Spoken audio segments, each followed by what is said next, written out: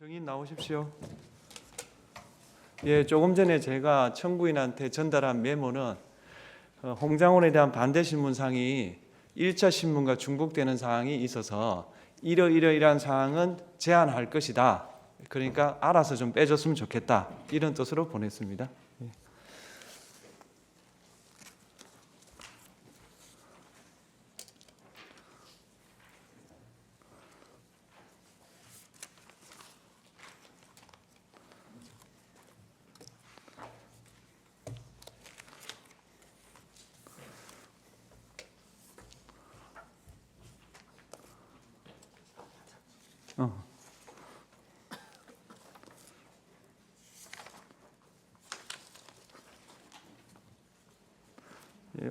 한 번 더 말씀드리면 홍장원 정의는 2차 신문이고 1차 신문을 했기 때문에 1차 신문에서 질문하고 답변 나왔던 것을 또 확인하는 것은 저는 불필요하다고 생각합니다.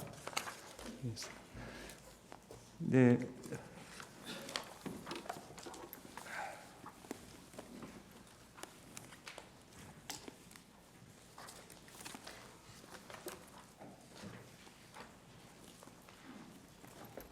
예, 두 번째 정인에 응해 주셔서 고맙습니다. 예, 감사합니다. 자료를 좀 정리해 왔다. 그걸 좀 보고 했으면 좋겠다. 이런 말씀하셨는데 그 자료를 저한테 보여주십시오. 예, 제가 보고 적절 여부를 판단하겠습니다.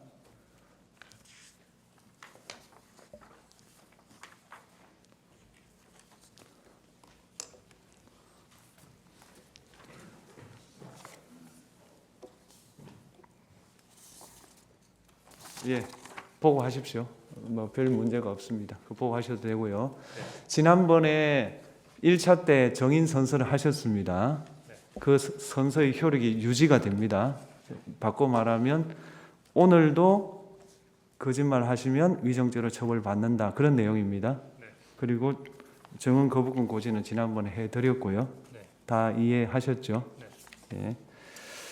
그러면 오늘은 피청구인이 신청한 정인이니까 주시면 하십시오.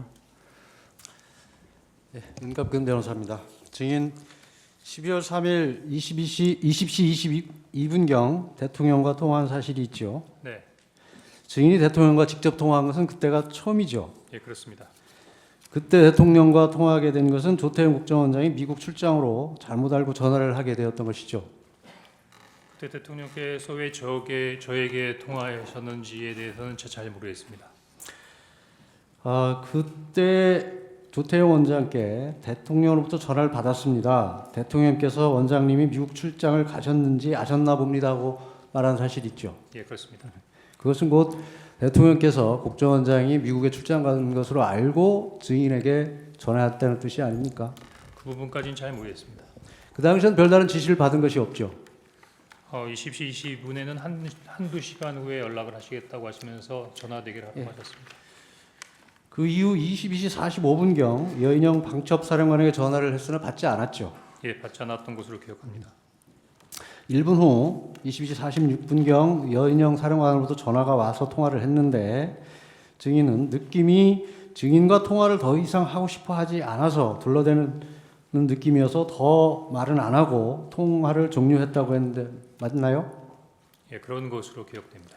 그때 전화를 받은 장소가 어디입니까? 제가요. 예, 예, 직무실로 기억합니다. 집무실이요? 네.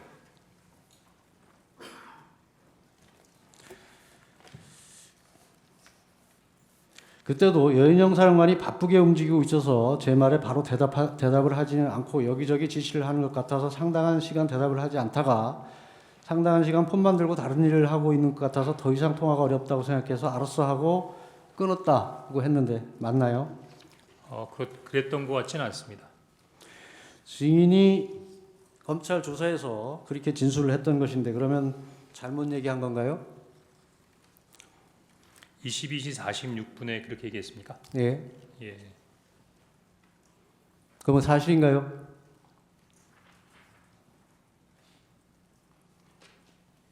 기억이 안 나나요? 22시 46분에 어떤 내용이었다는 부분은 말씀을 드렸는데 상당 시간 대답을 하지 않아서 상당 기간 폰만 들고 다른 일을 하고 있는 것 같아서 더 이상 통화가 어렵다고 생각해서 알아서 하라고 끊은 것, 그렇게 얘기한 것 같지는 않은데요. 증인이 그렇게 진술한 기억이 없습니까? 예, 그 부분은 그렇게 진술한 것 같지 않습니다.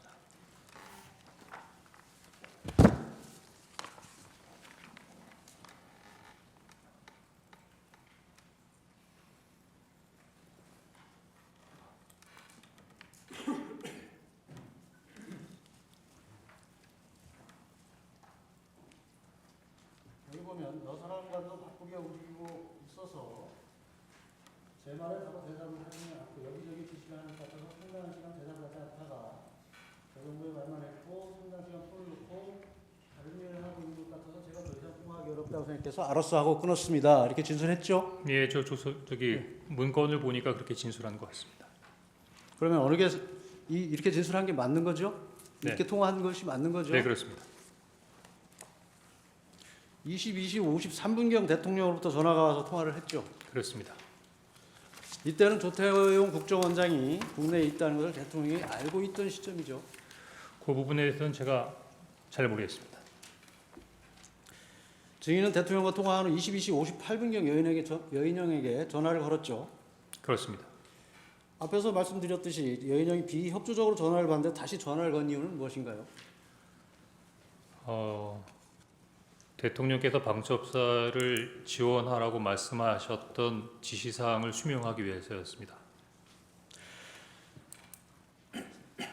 그때도 여인영이 폰만 들고 다른 바쁜 일을 하고 있어 대화를 나눌 상황이 안 된다고 판단해서 통화를 마쳤다고 했는데 맞나요?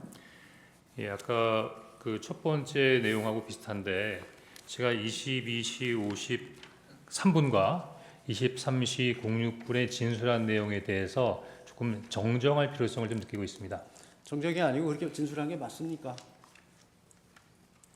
조사에서 그렇게 진술을 했는데 진술한 것이 맞습니까? 검찰에서는 진술했는데 지금 다시 한번 생각해 보니 22시 53분과 23분의 내용이 조금 혼동된 부분이 있어서 정정할 필요가 있다고 말씀드렸던 겁니다. 그 당시 진술한 게 정확하겠습니까? 지금 두 달이 지난 시점에서 기억하는 것이 정확하겠습니까? 당시에는 제가 검찰 조사 받을 때 병원에 입원한 상태에서 전화를 받았었고 병상에서 투약한 상태에서 알겠습니다. 예, 그 당시 통화한 장소는 어딘가요? 언제 말입니까? 22시 58분 말입니다. 22시 58분에 공관 앞 공터로 기억하고 있습니다. 확실합니까? 예, 그렇게 기억합니다. 사실 23시 6분 여인원과 통화한 사실이 있죠. 그렇습니다. 증인이 전화를 한 것이죠. 그렇습니다. 계속 바빠서 전화를 못 받는데 또 통화한 이유가 무엇입니까? 바빠서 대화를 안 되는데 또 전화한 게 아니라 제가 정정하려고 했던 건 22시 58분과 23시 06분에 중요한 대화가 이어지고 있었습니다. 그것이 검찰에서 조사받을 당시 그런 일이 있었을 직후에는 기억이 안 나고 지금 기억이 난다는 그런 취지인가요? 아닙니다. 검찰에서 조사를 받을 때도 그랬고 최근까지도 그렇게 생각을 했었는데 이번에 조태영 원장님께서 CCTV를 공개하면서 구체적인 사실을 적시하니까 그런 사항과 견주어 여러 가지 부분들을 재검토하는 부분 중에서 22시 58분과 23시 06분과의 진술과 관련해서 22시 58분의 내용을 23시 06분에 두 가지 대화를 한꺼번에 대화한 것처럼 23시 06분의 대화로 진술했다는 다시 걸 묻겠습니다. 확인했습니다. 22시 58분경 네, 전화를 했을 때 공관 주차장이 확실합니까? 예, 그렇게 기억이 됩니다. CCTV 영상에 보면 그 당시에는 본관으로 진입하면서 통화한 것으로 나타나는데 이것도 그럼 기억이 잘못된 겁니까? 지금 그러지 않아도 막 들어오면서 국정원에도 공개한 CCTV를 봤는데 현재 그 CCTV가 정확한다 하더라도 저는 나름대로 몇 가지 부분에 있어의 의무를 가지고 있습니다. 그래서 증인의 생각이고 어쨌든 CCTV 상에는 증인이 공관 주차장에 전화를 하지 않고 본관에 진입하고 있었다는 것은 객관적 사실인 것입니다. 계속 묻겠습니다. 23시 6분에 통화를 했을 때 이때도 바쁜 것 같았지만 좀 세게 야 어떻게 된 거야 해도 답을 제대로 안 하고 꾸물거리기에 V에게 전화를 받았어. 대통령께서 너희들을 지원을 해주라고 하자 말투가 부드러워졌다고 진술을 했는데 이것은 사실인가요? 예, 그렇습니다. 그리고는 국회는 경찰과 협조해서 봉쇄하고 있습니다 하고 좀 뜸을 들이더니 선배님 이걸 도와주세요. 저희 체포조가 나가 있는데 수재 파악이 안 돼요. 명단을 불러드릴게요. 이렇게 했다는데 유현영 사령관이 맞나요? 맞습니다. 그리고 그 명단을 받아 적다가 이거 미친놈이다 하는 생각이 들어서 그 다음은 제대로 적지 않았다고 했는데 이것도 맞나요? 예, 그렇습니다. 그때 불러준 명단이 누군가요? 그때 지금 요거 보고 말씀드려도 됩니까? 기억에 의존해서 말씀하세요. 예. 아니 그거는 봐도 돼요. 네. 메모기 때문에. 예. 그때 제가 아니 그냥 쭉 읽으세요 빨리. 예. 이재명, 우원식, 한동훈, 김민석, 김어준, 조국, 박찬대, 정청래, 김명수, 권순일, 김민웅. 근데 당시에 조혜주라는 이름이 잘 기억이 안 났고요. 노총위원장이라고 들었던 것 같은데 나중에 위원장. 계속 묻겠습니다. 네. 그러면 그 당시에 전부 이름을 불러준 것이죠? 직책을 불러준 것은 아니죠? 이름하고 또 간간히 뭐 예를 들면 뭐 노총위원장 이렇게 그 직책도 좀 있었던 것 같습니다. 간간이가 아니고 노총위원장은 직책을 부르는 건 노총위원장 한 명인 건가요? 지금 증인께서 제가 그때 이게 한노총인지 민노총인지 잘 기억이 안 났다고 한번 얘기했던 것 같은데. 그러니까 직책은 예. 한노총인지 민노총인지였고 지금 증인이 증언하기를 네. 사람 이름을 또박또박 증언을 하셨지 않습니까? 그게 맞지 않냐는 말이죠. 다시 한번 말씀해 주시겠습니까? 증인이 지금 사람 이름을 얘기했고 네. 직책 얘기는 한노총인지 민노총 위원장만 얘기를 하셨잖아요. 네. 그러니까 다 그때 이름도 얘기했습니다. 이름도 얘기했는데 제가 정확하게 그러니까 직책을 얘기한 건 노총 위원장 뿐이라는 말씀이죠. 아닙니다. 무슨 대법관 이런 얘기도 했습니다. 그러니까 처음에 이재명, 우원식, 한동훈 이렇게 하다가 이름은 그러니까 이유는 잘 모르겠는데 하여튼 본인이 어떤 명단을 읽다가 그렇게 얘기했던 알겠습니다. 것으로 기억합니다. 그리고 유현영 사령관이 계속 1조, 2조 축처 검거 후에 방첩사 구금시설에서 감금 조사를 할 예정입니다. 그리고 지금 제일 급한 게 검거를 위한 위치 추적인데 위치 추적을 부탁드립니다라고 한 것이 맞나요? 그렇게 기억하고 있습니다. 그때 유현영과 통화하면서 메모를 받아 적은 장소가 어딘가요?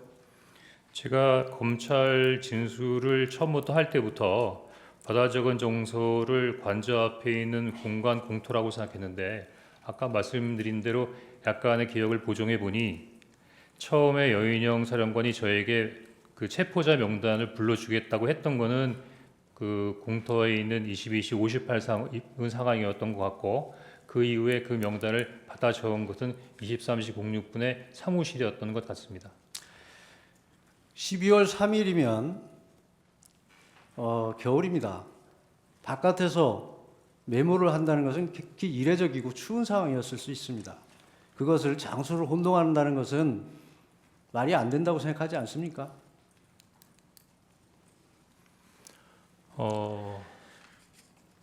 그 이후에 명단을 받아 적은 후에 네. 어떻게 했습니까? 명단을 받아 적은 게 23시 06분 이후라고 하면 23시 30분에 아마 정무직 회의가 준비되어 있었기 때문에 아마 그 회의를 가려고 했는데 그 회의에 참석하기 전에 보좌관을 불러서 막 적었던 명단을 다시 옮겨서 정서하라고 했던 것 같습니다. 증인이 진술하기를 보좌관에게 작은 수첩을 주면서 한번 정리해봐라. 나도 잘 못 알아보겠다고 해서 보좌관이 다시 그 내용을 작성했고 처음 적은 작은 메모는 글씨를 너무 날려 적어서 보기 힘들어서 구겨서 버렸다. 이렇게 진술을 했는데 맞나요? 일단은 그 두 번째 메모를 옮겨 적인 것을 받은 다음에 두 번째 메모가 있으니까 아니 그러니까 더 이 이상 진술한 게 맞냐고만 묻습니다. 보통 자기가 쓴 것을 자기도 못 알아보는데 네. 그것을 보좌관에게 정리시킨다는 것이 상식에 부합하지 않을 뿐만 아니라 지금 증인이 진술하였듯이 그 엄청난 명단을 불러줘서 미친 짓이다까지 생각했던 명단을 보좌관에게 정리시킨다는 것은 이게 상식에 부합한다고 생각하십니까?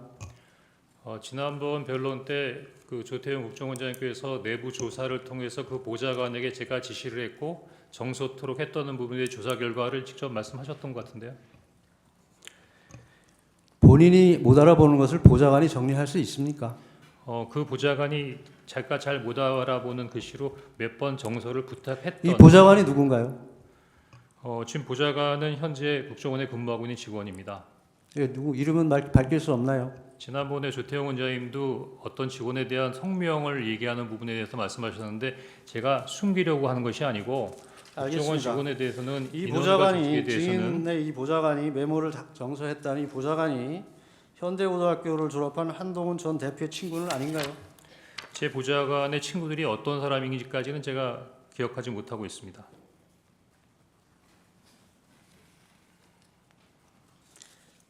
이 메모지 보시죠. 네, 이 메모지 증인이 12월 11일 검찰 조사를 받으면서 제출한 거 맞죠? 예, 맞는 것 같습니다. 잠시만요.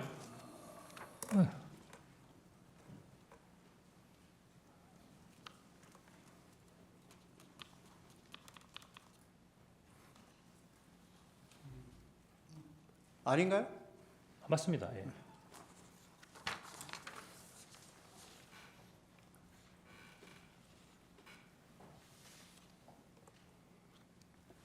이 메모지가 아까 그 메모지와 동일한 건가요?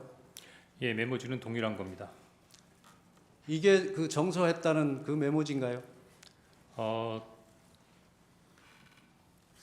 정서를 보좌관이 두 번에 걸쳐서 했습니다. 그러니까 한 번, 두 번째 정서를 했던 세 번째 메모였던 것 같습니다. 두 번째 정서했던 메모지입니까? 네, 그렇습니다. 세 번째 메모지는 어디가 있습니까? 이게 세 번째 메모지입니다. 그럼 두 번째 메모지는 어디 있습니까? 그러자도 그래서 재판관님께 그걸 말씀을 주셨는데 요 내용을 아까 말씀하신 대로 여기다가 좀 같이 보여놓고 얘기를 해도 됩니까? 네, 해보세요. 예, 계속 묻겠습니다. 예. 이 메모지는 증인이 받아 쓴 것을 보좌관이 정서한 거라고 했죠. 네. 증인은 전에 증언에서 정서로 되어 있는 대상자들의 글자는 보좌관의 글씨고 밑에 막 흘려 써 있는 글씨체가 증인의 글씨체이며 증인이 왼손잡이라서 조금 흘려 쓰는 부분이라 상대방들이 좀 알아보기 어렵다고 했는데 메모에 있는 증인의 글씨는 왼손으로 작성한 게 맞나요? 아닙니다. 그때 그러면 지난번에 증언은 위증한 것이네요. 아니 위증한 것이 아니고 다소 와전됐다고 생각이 되는데 와전이 아니고 제가 그렇게 증언을 했습니다. 왼손으로 아니 저도 썼다고. 지난번에 했던 CCTV를 봤는데 그렇게 왼손으로 썼다 이렇게 얘기하지 않았습니다. 왼손잡이가 써서 글이 흘렀다 했는데 제가 왼손잡이인데 오른손으로 글을 쓰니까 원래 왼손잡이가 오른손으로 글을 쓰니까 글이 악필이다. 그 말씀을 설명드렸던 겁니다.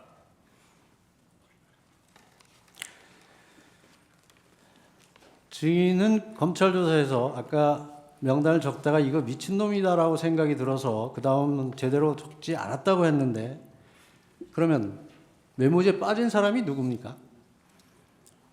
제가 이 메모지에 대해서 좀 이렇게 아니 빠진 사람이 누구냐고요. 빠진 사람이 받아 적다가 네. 그만뒀다면서요. 미친놈이라고 해서.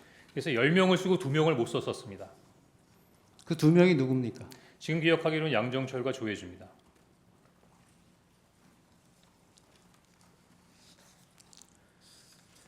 이 메모지에서 증인이 직접 작성한 부분은 이 파란색 이거 좀 띄워주시죠. 파란색 부분하고 검은색인데 검은색이 증인이 직접 작성한 부분입니까? 그 보좌관이 파란색으로 적어온 메모지에 제가 그 위에 가피를 한 것입니다.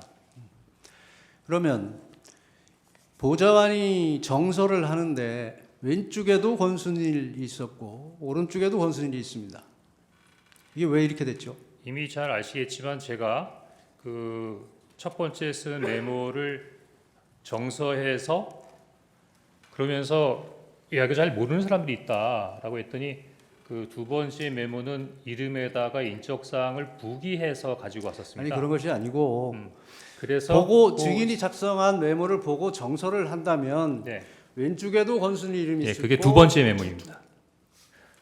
그러면 예, 증인이 권순이 이름을 두 번 적었던 것을 보고 뺏긴 겁니까? 아닙니다.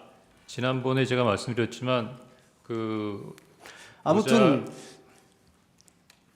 문서를 보고 정서하는 사람 입장에서는 앞에 것을 그대로 옮겨 적는 것입니다. 옮겨 그렇죠. 적는데 같은 사람의 이름이 두 번 들어간다는 것은 있을 수 없는 일이라는 것을 말씀드리는 거고요. 예, 송구하지만 이 첫 번째 말고 두 번째 종이를 올려주시면 충분히 이해가 됩니다. 그걸 보고 이해하실 수 있도록 설명드리겠습니다. 계속 묻겠습니다. 네, 여기 계속 아까 이름을 불러줬다고 했는데 네, 이 메모지에 보면 이 메모지 좀 띄워주시죠. 이 딴지일보가 있습니다. 그러니까 제가 이 설명드리 딴지일보라고 지금 들어가는 것이 이름이 아니고 이게 이상하지 않나요? 예, 그러니까 이상하시잖아요. 그러니까 그 제가 설명하는 거를 들으시면 그 궁금증이 해소가 될 수 있다고 말씀을 계속 드리고 있는 중입니다. 전 계속 묻겠습니다. 예, 증인이 메모지에 추가로 기재하거나 가필한 게 어느 부분입니까? 검은색은 전부입니까? 좀 까만색으로 되어 있는 글 비슷하게 흘려 쓴 글씨 그게 다 제 거라고 생각하시면 되겠습니다.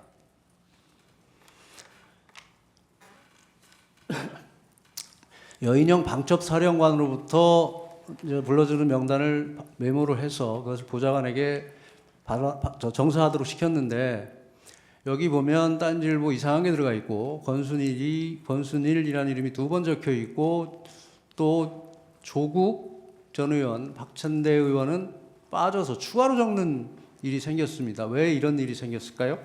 이것이 첫 번째 메모를 바로 옮겨 적은 것이 아니고 제가 말씀드린 대로 자세하게 인적 사항이 부기가 되어 있는 두 번째 메모가 있었다고 말씀을 드렸고요. 요거는 보좌관이 두 번째로 적었던데 기존에 있는 명단을 그대로 보고 적은 게 아니라 한번 적어봐 이름만 해서 두 번째 메모를 보지 않고 자기가 생각나는 대로 일단 적은 내용이고요. 그러면 두 번째 정서로 두 번째 메모, 정서한 두 번째 메모를 주지 않고 네, 그냥 또 기억에 의존해서 적어봐라 이렇게 예. 시켰다는 건가요? 맞습니다. 그 이유가 뭔가요? 제가 당일날은 너무 정무직회의, 산하부소장회의 개별적으로 원장님께 보고드리는 과정, 또는 상황을 모니터하면서 굉장히 바쁜 상황이기 때문에 이 부분을 챙기지 못하다가 아니 메모지가 이미 정서가 됐는데 3차 또 정서를 다시 작성하게 기억에 의존해서 그 작성시킨 이유가 다음 날 뭐죠? 오후 4시 정도에 2월 4일 오후 정도엔 시간이 굉장히 여유 있는 시간이 있었습니다. 그래서 바빠서 확인하지 못했던 이 명단을 가지고 꼼꼼히 챙겨보다가 저 첫 번째 메모 한번 증인 보세요. 예, 두 번째 메모는 첫 번째 메모를 보고 정서를 한 것인데 그 두 번째 메모를 주지 않고 기억에 의존해서 다시 작성한다는 것이 말이 된다고 생각하십니까?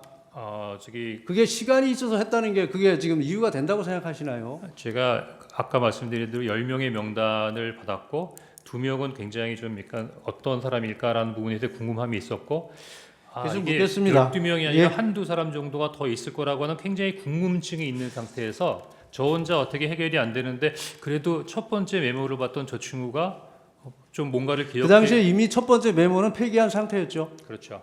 그러니까 전부 예. 저 메모는 예. 보좌관의 기억에 의존해서 작성한 거네요. 아닙니다. 두 번째 메모를 보고 쓴 겁니다. 물론 제가 두 번째 메모에서 두 세 번째 메모를 번째로 준 게 아니고 기억에 의존해서 작성하라고 했다면서요. 그건 세 번째 메모죠. 두 번째 메모했는데 세 번째 메모지입니다. 그래서 제가 그걸 계속 한번 묻겠습니다. 이 메모지에 동그라미 친 부분은 무슨 의미인가요? 제가 아마 민주당 의원님들이 이렇게 있다라는 생각으로 동그라미를 친 것 같은데요. 지금 생각해 보니까 의원들만 동그라미를 친 건가요? 기억이 안 나나요? 아마 그랬던 것 같습니다.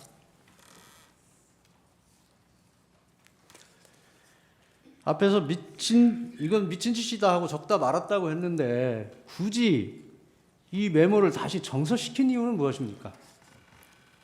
당시 이렇게 그 말씀은 좀 제가 뭐 약간 그런 뉘앙스가 있었다는 말씀을 드렸던 거고 그런 것과는 무관하게 당시에 있었던 그런 부분이니 당시에 이런 일이 있었으니까 최소한 비상계엄 당시에 방첩사가 체포하려고 했던 명단이다. 그 명단 정도의 인원들은 알고 있어야겠다라는 생각으로 그 명단을 기억하기 위한 차원에서 메모를 남긴 겁니다. 그 명단을 굳이 기억할 이유가 있나요? 다른 목적을 가지고 작성됐던 것으로 보이는데 그 목적이 무엇일까요? 그 정보기관에서는 여러 가지 부분들을 많이 알려고 하는데 그 알려고 하는 부분들이 다 나름대로의 다른 의미가 있어서 그렇습니까? 더구나 계속 묻겠습니다. 네. 이 증인이 이 며칠 전 어느 방송에 출연해서 명단이 크로스 체크됐다는 표현을 썼습니다. 그런데 이 메모지의 명단과 여인영 전 사령관이 불러줬다는 명단이 일치하지 않습니다. 그 이유는 무엇이죠? 여인영 사령관의 명단이 따로 있습니까?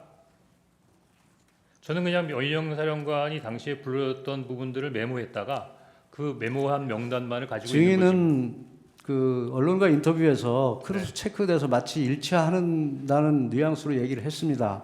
근데 지금 비교해 보면 두 명단이 일치하지 않는다는 얘기를 하고 있습니다. 예, 그러지 그 이유가 무엇이냐고 묻습니다. 처음에는 그러니까 증인이 그 명단을 여인영 사령관이 얘기하는 명단을 본 적은 없는 것이죠. 불러주는 상태에서 불러주는 거를 듣고 받아 적기만 한 그러니까요. 것뿐입니다. 증인 명단만 아는 것이지 예. 여인영 사령관의 명단은 모른다는 거죠. 모르죠. 그럼에도 불구하고 언론에서는 마치 확인한 것처럼 얘기한 것을 그거는 지적하는 아마 것입니다. 12월 3일이나 계속 4일의 증인 얘기가 계속 아니고 묻겠습니다. 예, 그 이후에 여러 가지 언론의 방첩사나 조지 경찰청장의 명단이 나오니까 그런 것들을 한번 크로스 체크해봤다는 것으로 크로스 체크 해봤습니까? 일치하던가요? 다 완벽하게 일치하지는 않는데 유사하다고는 생각했습니다. 유사하다고 생각했습니까? 일치하지 않는 부분이 어떤 부분이든가요? 계속 묻겠습니다. 그 증인은 검찰 조사를 받으면서 메모지의 원본을 제출할 수 없다고 하면서 사진 촬영해서 제출했는데 왜 메모지를 제출하지 않고 사진 촬영해서 제출했습니까? 그거는 제가 좀 이해하기 어려운데요. 제가 왜 뭐 제출하지 않았겠다고 했겠습니까? 보니까 제가 경찰, 검찰 공수처 조사를 받았는데 대부분 다 특히 경찰도 디지털로 해서 증인 지금 수사기관에서 네. 수사기관에서 이 메모지를 확보한 경위를 보면 네. 증인에게 제출할 수 있냐고 물었더니 제출할 수 없다고 해서 사진 촬영하여 기록에 첨부한다고 되어 있습니다. 그래서 묻습니다. 왜 제출하지 않았습니까? 뭐 12월 12일 날 검찰하고 공수처에서 받을 때 굳이 뭐 안 된다고 얘기했던 기억은 잘 안 나는데. 그런가요? 네. 꼭 예, 보여드려야 되나요? 보여주십시오. 예. 분명히 수사기관에서 제출할 수 없다고 해서 사진 촬영해서 첨부했습니다. 원본은 지금도 가지고 있나요? 예, 원본은 가지고 있습니다.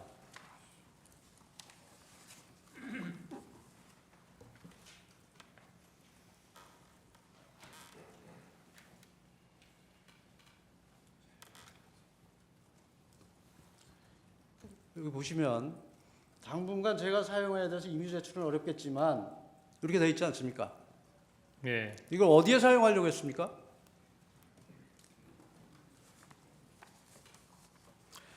메모지 우측 상단에 네. 14명, 16명은 증인이 기재한 거죠. 네, 그렇습니다. 언제 기재한 건가요? 다른 검정색 가필 할 때 같이 기재했던 그때 것 같이 같습니다. 한 건가요? 네. 여기 지금 화살표를 보면 양쪽으로 화살표가 보입니다. 네. 이 화살표는 무슨 뜻이죠? 제가 처음에 기억할 때 10명의 명단을 정확하게 기재를 했고 2명은 누가 잘 모른다고 했는데 그 모르는 사람 중에 한 사람이 선관위 관계자였다. 그래서 그 전 선관위 관계자 2명인데 그 2명 중에 한 사람이 권순일이다라는 의미로 거기다가 그 화살표를 해놨던 것 같습니다. 이 검찰에 이 원본을 제출하지 않은 이유가 네. 위치 확인 지원이나 정치적 활용 목적으로 또는 민주당에 제공하기 위한 목적은 아니었나요? 12월 11일이면 벌써 12월 6일 날 정보위원장 면담을 통해서 관련된 사항들이 다 나온 부분이기 때문에 그 이후에 이걸 활용한다고 해서 무슨 다른 도움이 이 됐을까요? 명단에 보면 네. 명단에 보면 지금 증인은 10명이라고 했는데 12명이고 네. 지금 저 화살표를 보면 네. 위에 두 직책이 권순일 전 대법관이라는 의미로 보입니다. 네. 그런데도 불구하고 위에 14명, 16명이라고 적은 것은 무슨 이유일까요? 제가 몇 번 말씀드리지만 처음에 들을 때부터 10명의 명단을 정확하게 들었고 12명의 명단을 정확하게 기억이 났고 2명은 듣기는 들었는데 잘 기억을 못했고 그러면 그런데 16명은 왜 적었습니까? 그런데 한두 명 정도가 더 있었던 것 같아서 내가 들은 게 그러니까 증인이 추측에 의해서 적어 놓은 겁니까? 예, 14명까지는 들었는데 16명일 수도 있겠다라는 생각으로 적어 놓은 겁니다.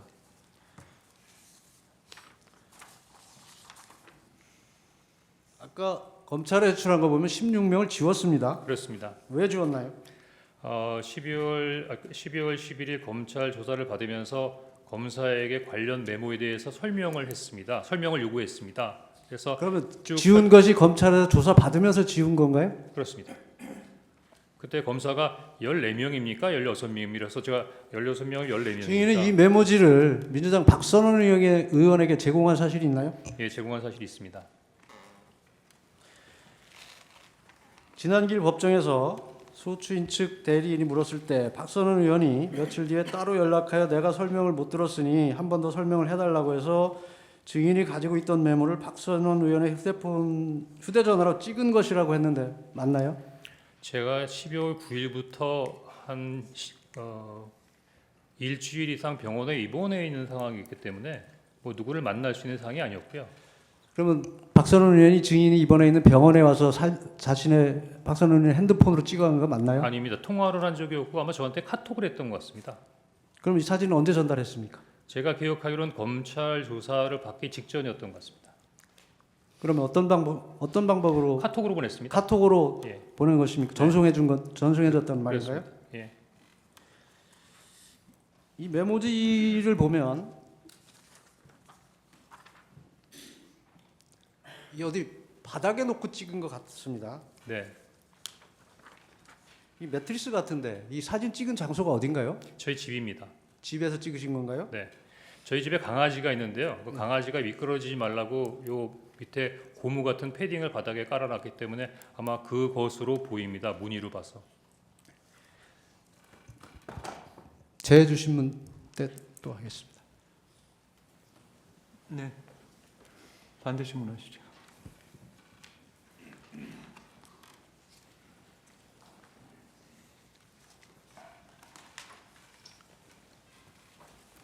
예, 먼저 그 증인 진술 조서 20쪽을 제시하겠습니다.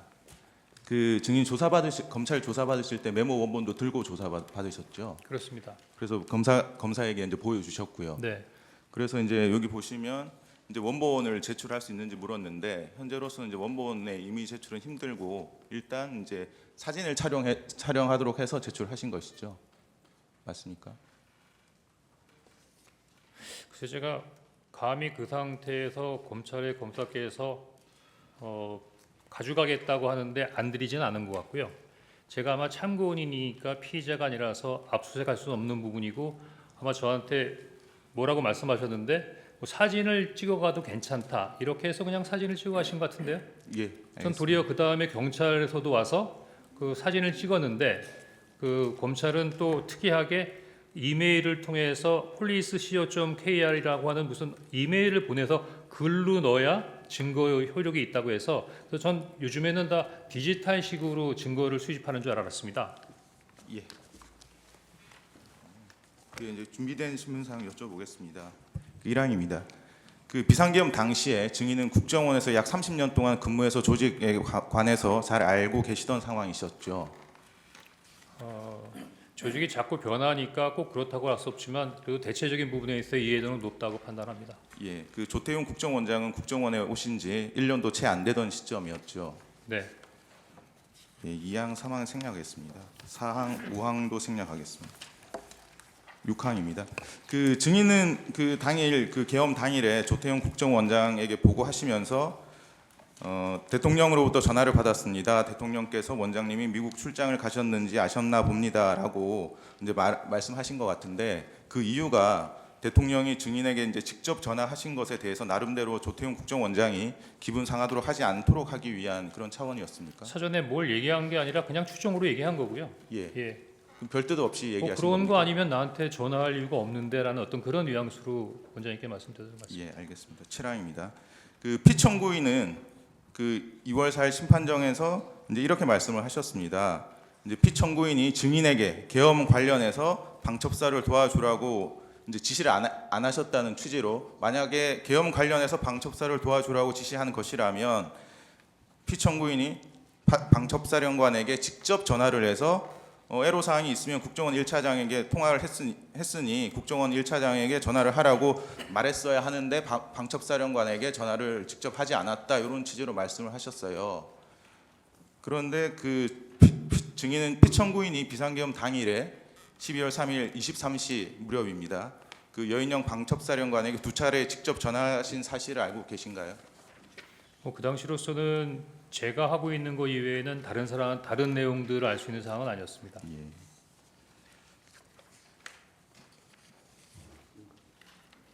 예, 제시는 생략하겠습니다. 그 여인영 사령관은 검찰 조사에서 이제 피청구인이 계엄 선포 이후 2번 정도 여인영에게 전화를 했고 오후 11시 조금 넘어서인 것 같다 이렇게 진술을 했습니다. 증인이 여인영 사령관과 통화할 당시에 여인영 사령관이 피청구인과 통화한 사실을 증인에게 얘기하지는 않았습니까? 다시 한번 얘기해 주시겠습니까? 그 이제 증인이 여인영 사령관하고 통화를 하셨는데 그때 여인영 사령관이 피청구인과 직접 통화를 했다 이런 얘기는 하지 않던가요? 그런 얘기는 없었습니다. 예, 나항입니다.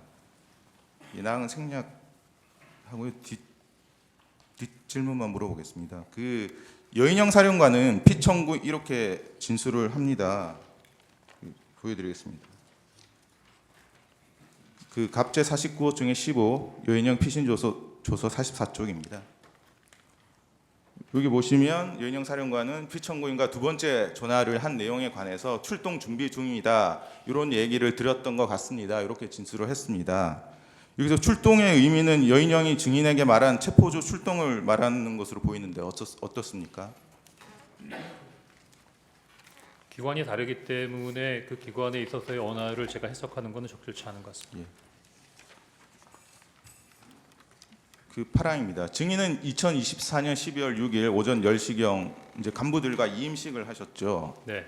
그래서 그 모인 간부 30여 명에게 이제 계엄 당일 대통령으로부터 전화 받은 사실 그리고 통화 내용, 방첩사로부터 체포 명단을 받은 사실 등을 알려주면서 국정원을 잘 지켜달라는 취지로 말씀을 하셨죠. 그 이임식 간담회에서요. 예. 예, 이임식 간담회에서 그런 내용을 공식적으로 한 건 사실입니다. 예.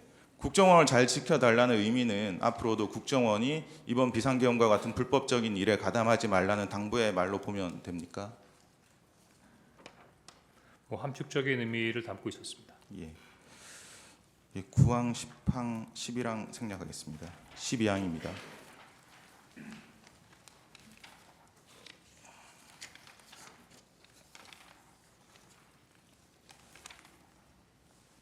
일제 171호 중에 1 메모를 제시하겠습니다. 그 증인 아까 이제 말씀할 기회가 없으셨던 것 같은데 이 메모의 작성 경위에 대해서 간략하게 설명을 해주실 수 있으십니까? 예, 시간을 주신다면 말씀드리겠습니다. 예. 제가 전달했던 첫 번째 거를 올려주시고요.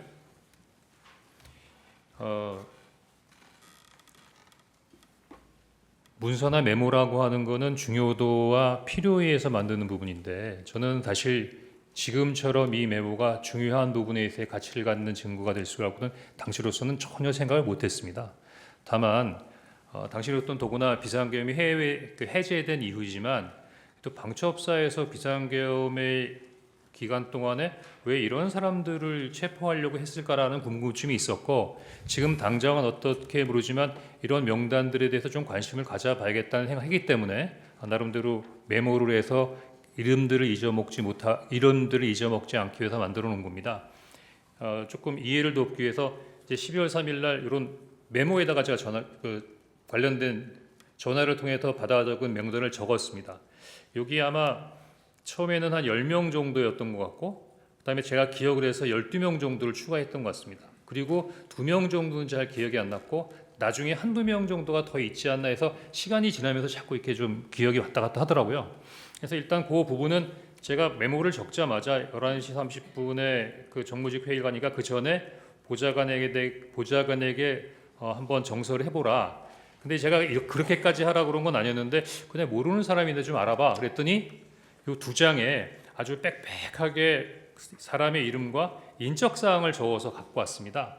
사실은 뭐 이렇게 복잡하게 적어놨나 하는 생각이 들었었는데, 일단 요 두 번째 메모가 만들어졌고요. 다음 장 주십시오. 아까 말씀드린 12월 4일 날 오후 4시에 지금 기억이 나는 게, 야, 너 머리 똑똑한데 한번 적어봐, 뭐 이렇게 얘기를 했던 것 같은데 한번 복기를 시켜봤습니다. 지금 생각해 보면은 우리 그 변호인께서 왜 그런 일을 했냐라고 하시는 부분도 이해가 되는데, 보좌관하고는 어떤 뭐 이런 부분에 있어서 몇 번에 있어 일이 있었기 때문에 거의 뭐 새로운 일은 아니었고요. 그래서 저 하얀 거는 오른쪽에 있는 거를 좀 약간 지운 건데, 이 파란색으로 돼 있는 것만을 그 당시 보좌관이 적어온 겁니다. 그래서 12월 4일 날 4시에 요거를 작성해서 저한테 준 다음에 제가 이걸 보고, 두 번째 메모 저거 빽빽하게 있는 걸 갖고 있느니 이게 시원시원하게 잘 써져 있네 라는 생각이 들어서, 굳이 빽빽하게 적혀 있는 두 장의 메모는 더 이상 가지고 있을 이유가 없다고 생각해서 두 번째 메모도 이제 폐기하게 되고요. 그 세 번째 메모를 보고, 야, 그 권순위는 2번 썼네. 아니, 조국이 빠졌다. 딴지일보 김호준. 근데 이제 이 친구가 이제 딴지일보나 이렇게 직책을 쓰게 된 것은 자기가 이제 복귀를 하다 보니까 김호준이라는 이름은 기억이 안 나는데 딴지일보가 생각이 나서 그렇게 썼다는 겁니다. 그래서 사실 좀 굉장히 불확실하게 써져 있는 파란색 글자인데 제가 거기다 나름대로 이렇게 정리를 한 겁니다. 그리고 별표 2개에 쓴 내용은 처음부터 정서하거나 받아 적지 않고 그냥 들어서 기억하고 있던 내용을 요 메모를 이제 그냥 갖고 있어야겠다는 생각 갖고 있다가 그냥 거기다가 쓴 거고요. 그 다음에 여기다 그 오른쪽 끝에 있는 메모는 제가 12월 11일 날 검찰에서 조사를 받으면서 검사가 요 관련된 사항에 대해서 한번 설명해 봐라 라고 했을 때 16명 아니고요. 지금 여기 뭐 14명이라고 그랬는데 12명밖에 없지 않느냐 그렇게 얘기하길래, 제가 처음에는 기억이 안 났지만 물리면 그 선관위 관계자, 선관위 명단 이렇게 쭉 하다 보니까 그때 쭉 생각이 나서 조혜주하고 양정청이라는 명을 2개를 추가했고, 요 밑에 생각 안 나던 이름 2개를 제가 썼던 건데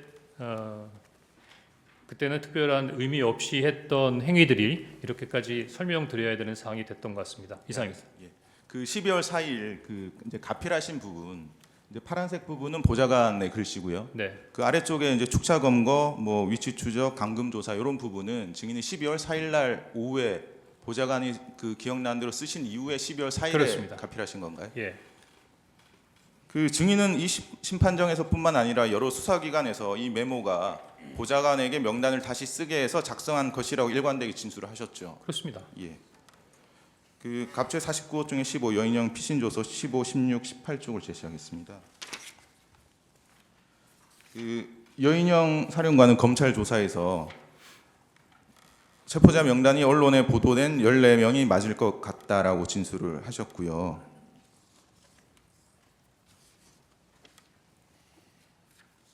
그 다음에 증인이 뭐 도와줄 것 없냐고 해서 체포자 명단을 불러주고 위치 확인을 도와달라고 했다라고 진술을 하셨습니다.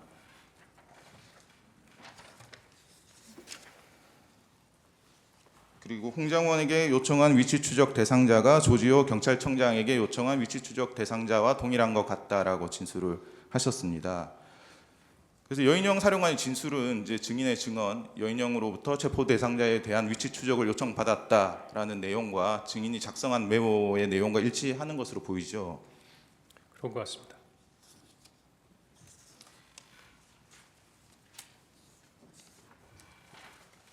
그리고 갑제 49호 중에 20 여인영 사령관 피신조서 8쪽 12쪽을 제시하겠습니다.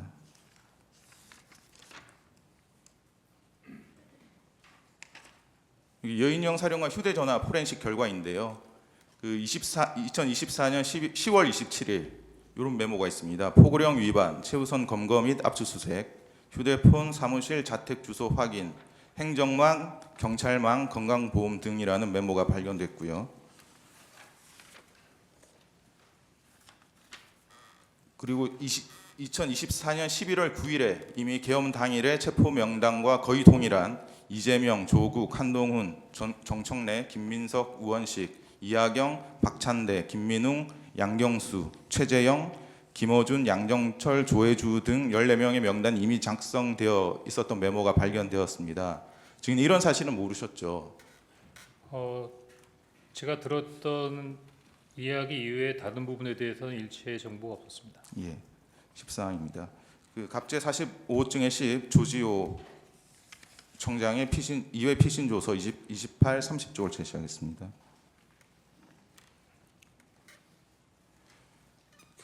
조지호 청장은 이제 여인영 사령관과 두 차례 통화를 했는데 첫 번째 통화는 22시 30분에서 22시 40분경 사이였다. 첫 번째 통화에서 안보 수사 요원 100명을 지원해 달라. 그리고 두 번째로 선관위 예, 우리가 들어갈 것이다라고 했고, 세 번째로 이제 메모를 좀 해달라고 하면서 사람 이름을 불러줬는데 총 15명이라고 했다.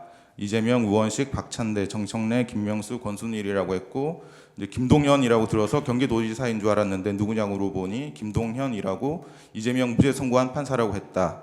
이 사람을 체포할 건데 위치 추적, 위치 파악을 좀 해달라고 했다. 근데 우리가 할 수 없는 일이라고 했다. 이렇게 진술을 하셨고요. 그다음 두 번째 통화에 대해서는 여인영이 급한 톤으로 짧게 얘기했는데 한동훈 추가입니다라고 말했다고 진술을 하셨습니다. 조지호 진술 내용도 증인이 메모에 기재한 그 체포 명단과 거의 일치하는 것으로 보이죠. 명단을 직접 맞습니까? 읽어보지 않아서 그렇습니다만 언론에서 나온 걸로 보니까 좀 유사하다고 느꼈습니다. 예.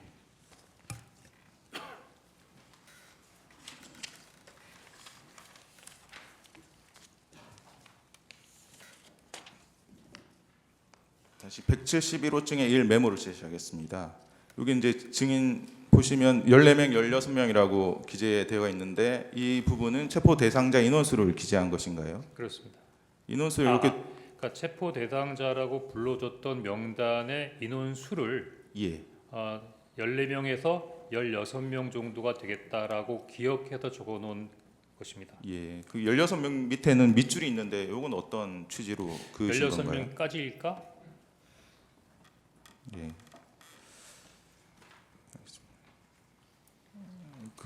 이제 기재한 인원은 12명으로 보이는데 나머지 2명 혹은 4명은 기억이 나지 않아서 이제 못 적으셨다는 것이죠. 제가 그 12월 6일 날 이 얘기할 때부터 2명이 기억이 안 나더라고요. 예. 근데 한 사람은 선관위 관계자라고 했고 한 사람은 아마 양 뭐라고 들었던 것까지는 기억이 난다고 같은데 누굴까 한동안 기억을 못했던 것 같습니다. 15항입니다. 갑제 49호증의 15 여인영 피신 조서 15쪽, 16쪽을 제시하겠습니다.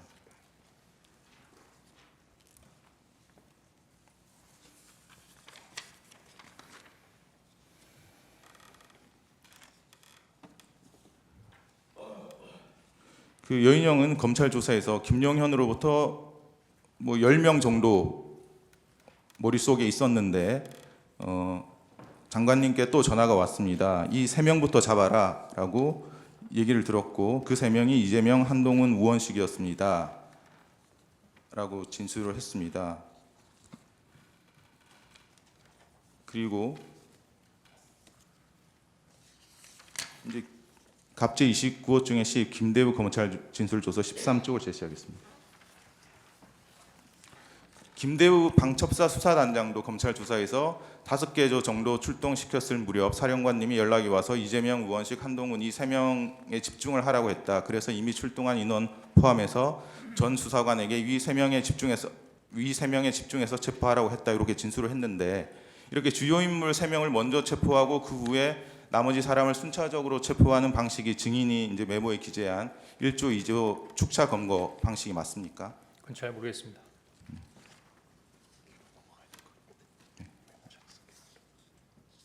이제 16항 생략하겠습니다. 18항도 생략하고요. 메모 작성 경위에 관해서 여쭤보겠습니다.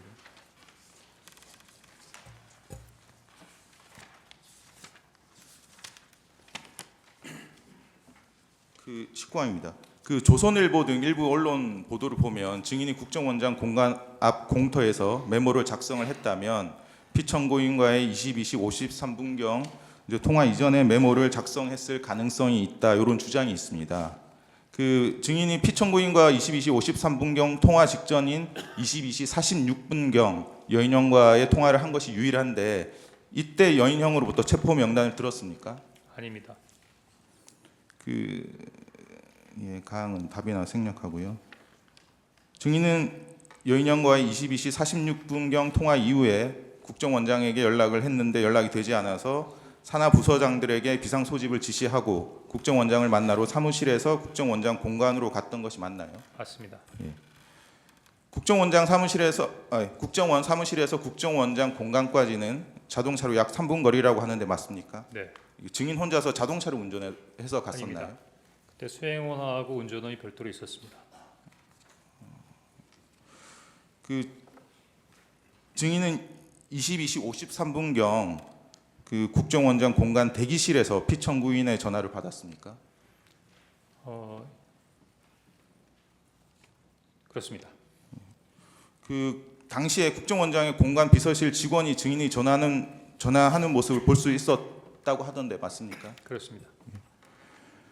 그 증인은 그러면 53분경에 전화를 했으니까 54분경 또는 55분경에 피청구인과의 통화를 마치고 공간 밖으로 나왔죠. 네. 이제 증인이 이제 지난 증인 신문 때는 22시 58분경과 23시 06분경 여인형과 두 차례 통화를 했는데 이제 두 통화의 시간 차이가 8분밖에 되지 않고 그래서 통화 장소와 통화 내용을 정확하게 구별하지 않고 이제 축약해서 통화 내용을 섞어서 진술한 것으로 보이는데 맞습니까? 예, 방금 설명드린 대로 그렇게 진술을 했습니다. 네. 그러면 증인이 기억하는 22시 58분경과 23시 06분경의 통화 내용을 구별하면 어떻게 다릅니까? 마침 조서를 보니까 여인영 사령관도 제가 일반 폰으로 전화했고 보안 폰으로 바꾸자 그랬었는데 처음에 전화해서 국회 봉사 얘기가 있었고 위치 추적하자는 얘기가 있었고 체포자 명단을 불러주겠다고까지 했습니다. 근데 체포 명단을 그때 받아 적으려고 준비를 다 하고 있는데 가만 생각해 보니까 일반 폰으로 서로 통화하고 있는 거예요. 그래서 이거 약간 좀 예민한 것 같으니까 보안 폰으로 바꾸자라고 했죠. 근데 보안 폰으로 바꾸고 보니까 제 보안 폰에는 차관급 이상의 국가안보 주요 간부들만 들어가 있었기 때문에 방첩사령관이 포함이 되어 있지 않았습니다. 그래서 그래도 방첩사령관한테 보안폰으로 연결하려다 보니 그건 개인이 입력할 수 있는 게 아니라 뭐 통신실이나 특별한 그 담당하는 부서에서 입력을 시켜야 되는 부분이라 보안폰으로 전화할 수가 없었습니다. 그래서 결국은 보안폰 통화를 시도하다가 보안폰 연결이 불가해서 최종적으로 다시 아까 전화했던 일반 전화로 다시 전화한 것이고요. 그래서 보안폰이 연결이 안 된다. 그래서 사람을 보내라 이렇게 된 거고 지금 바빠서 사람을 보낼 수 없다고 해서 그냥 불러주는 명단을 그때부터 받아줬게 된 거였습니다. 그러니까 22시 58분경에는 이제 네. 보안폰으로 연결까지 하려다가 안 돼서 안 됐고. 이제 사무실로 이제 복귀를 하셨고 그렇습니다. 사무실로 복귀하신 이후에 예. 23시 06분경 이제 통화를 다시 여인영 사령관과 해서 체포 명단을 들으셨다는 말씀이시죠? 예, 그렇게 기억됩니다. 예. 23항입니다. 좀 바꿔서 물어보겠습니다. 그 언론 보도 등에 따르면 증인이 이제 CCTV에 22시 58분경에 이제 본청으로 들어가는 모습이 찍혔다 이런 보도가 있는데 그 증인이 기억하는 22시 58분경의 장소는 국정원장 공간 공터라는 말씀이시죠? 그렇습니다. 그 보통 CCTV에 표시되는 시각은 보통 실제 시각과 맞지 않고 적게는 수십 초에서 많게는 수십 분까지 오차가 있을 수 있어서 반드시 시간 보정을 해야 되는데 증인이 이런 사실을 알고 있습니까? 네, 알고 있습니다. 그 증인이 모습이 찍혔다는 CCTV 촬영 시각이 실제 시각과 오차가 정확하게 얼마나 보정되었는지 전혀 이제 확인되지 않은 것으로 보이는데 그럼 뭐 보정이 됐다 이런 얘기 못 들어보셨죠? 그런 얘기는 못 들어봤습니다. 예. 그리고 국정원은 CCTV 일부 정보만 선별적으로 공개하고 있고 증인이 CCTV상 언제 어디서 통화하는 모습이 찍혔는지에 대해서 전혀 밝히지 않고 있죠. 네.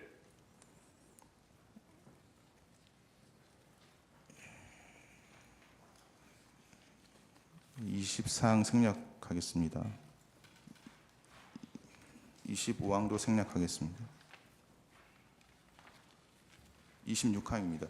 증인이 12월 4일 이제 오후에 보좌관에게 전날 밤에 작성했던 명단을 다시 작성해라고 했는데 그 당시에는 보좌관이 처음에 그 12월 3일 밤에 작성했던 메모가 없어졌기 때문에 그렇게 다시 작성하라고 하신 건가요? 아닙니다.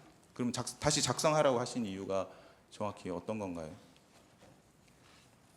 12월 4일 오후에 그 명단을 쭉 보고 있으니까 계속 그 두 명이 생각이 안 났던 부분이 머리를 맴돌았고 한두 명 정도가 더 있을 텐데라는 생각이 들었는데 다시 여인영 사령한테 물어볼 수 있는 사안은 아니었기 때문에 혼자서 이렇게 할까 저렇게 할까 하다가 뭐 특별한 의미는 없지만 보좌관에게 야 너 머리 좋으니까 한번 다시 써봐라고 얘기를 했고 사람이 어떤 일을 할 때 꼭 한 가지 이유로만 얘기하지 않지 않습니까? 사실은 첫 번째 메모를 그 두 장으로 나눠서 써오는데 사람 이름에 가로 열고 뭐뭐뭐 해갖고서는 아주 빽빽하게 나서 어떻게 보면 보기가 어려울 정도로 복잡한 메모라 이거 버리고 새로 써야겠다는 생각을 했었는데 마침 이제 보좌관이 들어오길래 너 머리 좋으니까 한번 이름만 다시 한번 시원시원하게 써봐. 하여튼 뭐 이런 식으로 얘기를 했던 것 같습니다. 예. 그래서 그 파란색 볼펜으로 이렇게 이름하고 본인이 기억하려다가 기억하지 못한 부분은 직책으로 해서 이렇게 한 10명 정도를 기억해서 썼던 것 같습니다.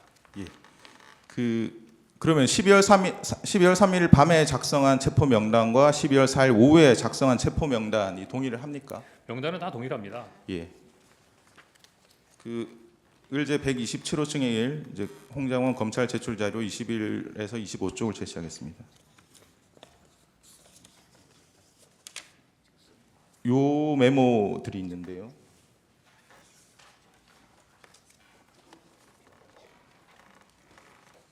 이제 요 메모들도 증인이 검찰에 제출하신 메모들이죠. 맞습니까?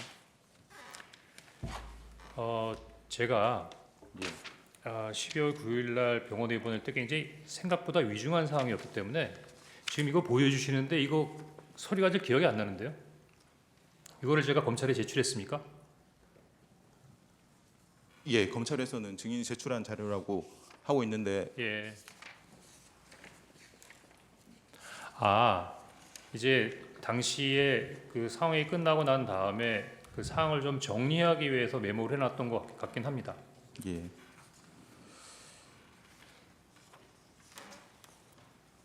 이거 기억났습니다.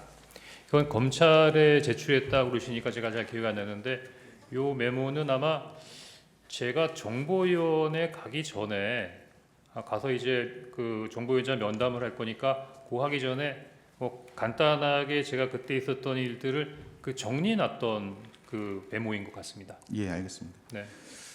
33항까지 생략하고요. 34항입니다. 그 증인은 계엄 선포 이전에 신성범 정보위원장과 여러 차례 통화를 한 내역이 있는데 어떤 대화를 나누셨습니까? 신성범 정보위원장하고 양당 간사하고는 자주 통화를 했습니다. 뭐 예를 들면 그 신문에 어떤 내용이 나면 또는 뭐 해외 관련된 사항이 나면 뭐 그 부분에 대해서 묻기도 했고요. 그리고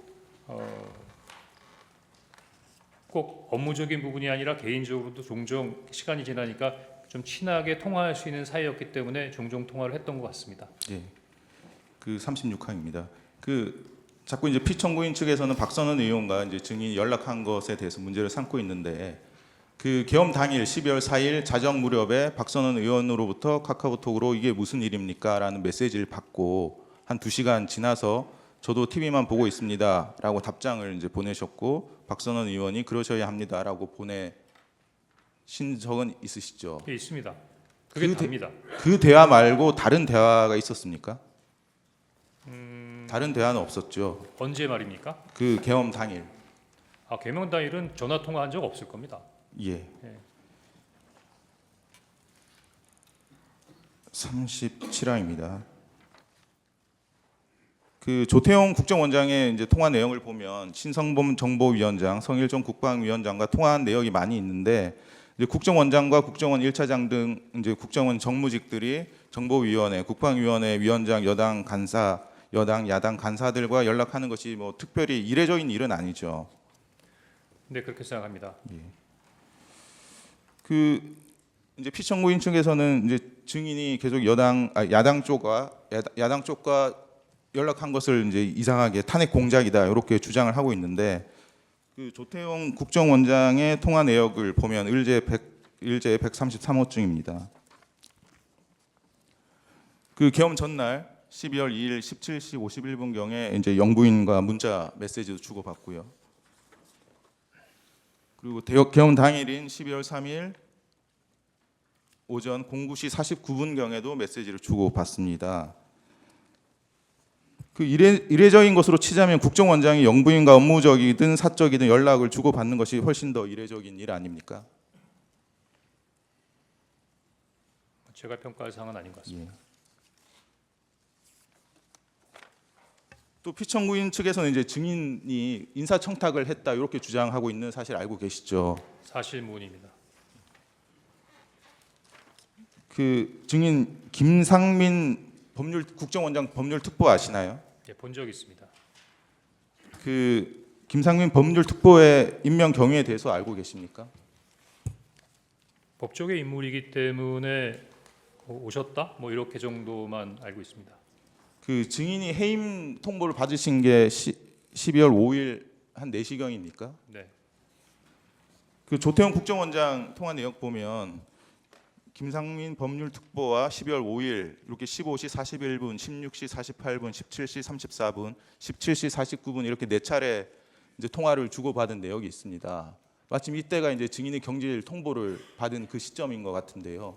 혹시 증인은 국정원장으로부터 법률특보와 상의를 해서 증인의 해임을 결정했다 이런 얘기 들으신 적 없으신가요? 그건 아니고 아마 당시에 저만 경질된 게 아니라 기조실장도 같이 교체한다는 얘기가 있어서 그 기조실장의 후임으로 김상민 특보가 온다는 얘기가 있었습니다. 예, 39항은 지난번 증인 신문에 했었는데 질문을 안 한 내용이어서 좀 여쭤보겠습니다. 그 지금 국정원이 이제 수사권 없어졌지만 북한에 관한 정보, 방첩에 관한 정보, 간첩이나 국가 안보 침해에 관한 정보를 수집하고 배포하는 국정원의 역할은 변경되지 않았죠. 네. 그리고 그 국정원은 국정원법에 따라서 국가안보와 국익에 반한 활동을 하는 내국인을 발견하고 추적하는 체계와 시스템도 갖추어 놓고 있죠. 내국인이라고 하셨습니까? 예, 국가안보와 국익에 반하는 활동을 하는 내국인을 발견하고 추적하는 체계와 시스템을 갖추어 놓고 있지 않나요? 예, 반국가적인 부분이라면은 안보수사국에서 그런 부분들에 대한 추적 활동을 할 것으로 생각됩니다. 그리고 국정원은 이제 수사권은 없어졌지만 이제 현장 조사, 문서 열람, 시료 채취, 자료 제출 요구, 진술 요청 등을 할 수 있는 조사권이 2024년 1월 1일부터 새로 신설돼서 시행되고 있는데 그 사실 알고 계시죠? 예, 조사권은 있다고 알고 있습니다. 네. 예, 추가 신문하십시오.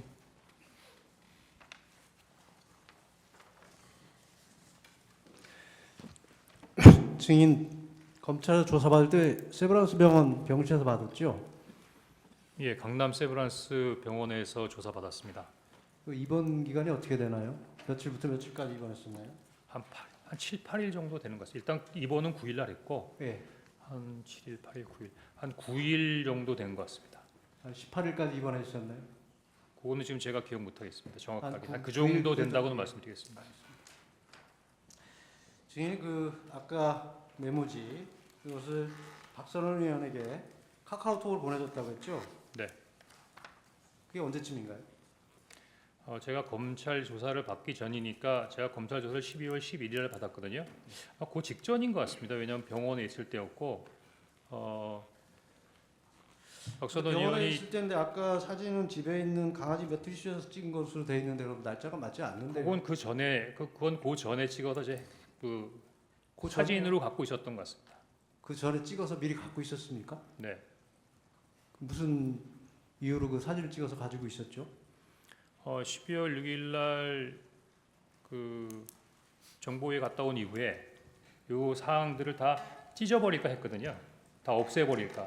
근데 결과적으로 없애지도 않았고 사진만 네. 찍어놓은 거네요. 그렇습니다. 그럼 사진을 여러 군데 지금 보낸 적이 있습니까? 없습니다.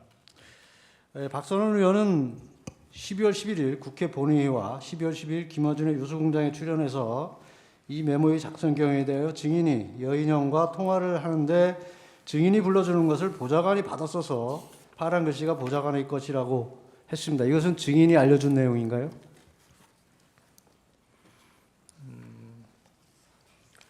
어떻게 얘기를 했다고요? 제가 그 프로그램을 못 본 것 같습니다. 증인은 보좌관에게 정서시켰다고 했고 네. 박선원 의원은 네. 증인이 불러주는 것을 보좌관이 받았었다고 했습니다. 예. 계속 묻겠습니다. 예. 이 메모가 증인이 12월 6일 정부에 출석과 진술했을 때 이미 있었던 것은 맞죠? 4일, 5일에 작성했다는 것이죠? 그러니까 12월 6일 정보회에 참석하기 전에 있었다. 네. 예, 그렇습니다. 그때 왜 안 가지고 왔죠? 그냥 가지고 왔습니다. 그럼 제출 안 했습니까? 제출을 안 하고 보여드렸는데 통화 내용이나 이런 부분들에는 관심을 가지시는데 메모엔 별로 관심이 없어요. 그럼 메모를 누구에게 보여줬어요? 신성범, 이성권, 근데 김병기 아무도 의원 세 관심을 갖지 사람만 않아서 있었어요. 제출하지 않았습니까? 달라는 말을 안 해서 안 줬, 그냥 가만히 있었어요. 보여는 줬습니까? 보여는 줬습니다. 그럼 아무도 달라고 하지를 달라고 않더란 하지 말이죠. 않았습니다. 왜냐하면 그때 네, 계속 그때는 제가 아니, 그거를 계속 묻겠습니다. 하니까 예, 주로 예. 메모를 하면서 받아 적었던 것 같습니다.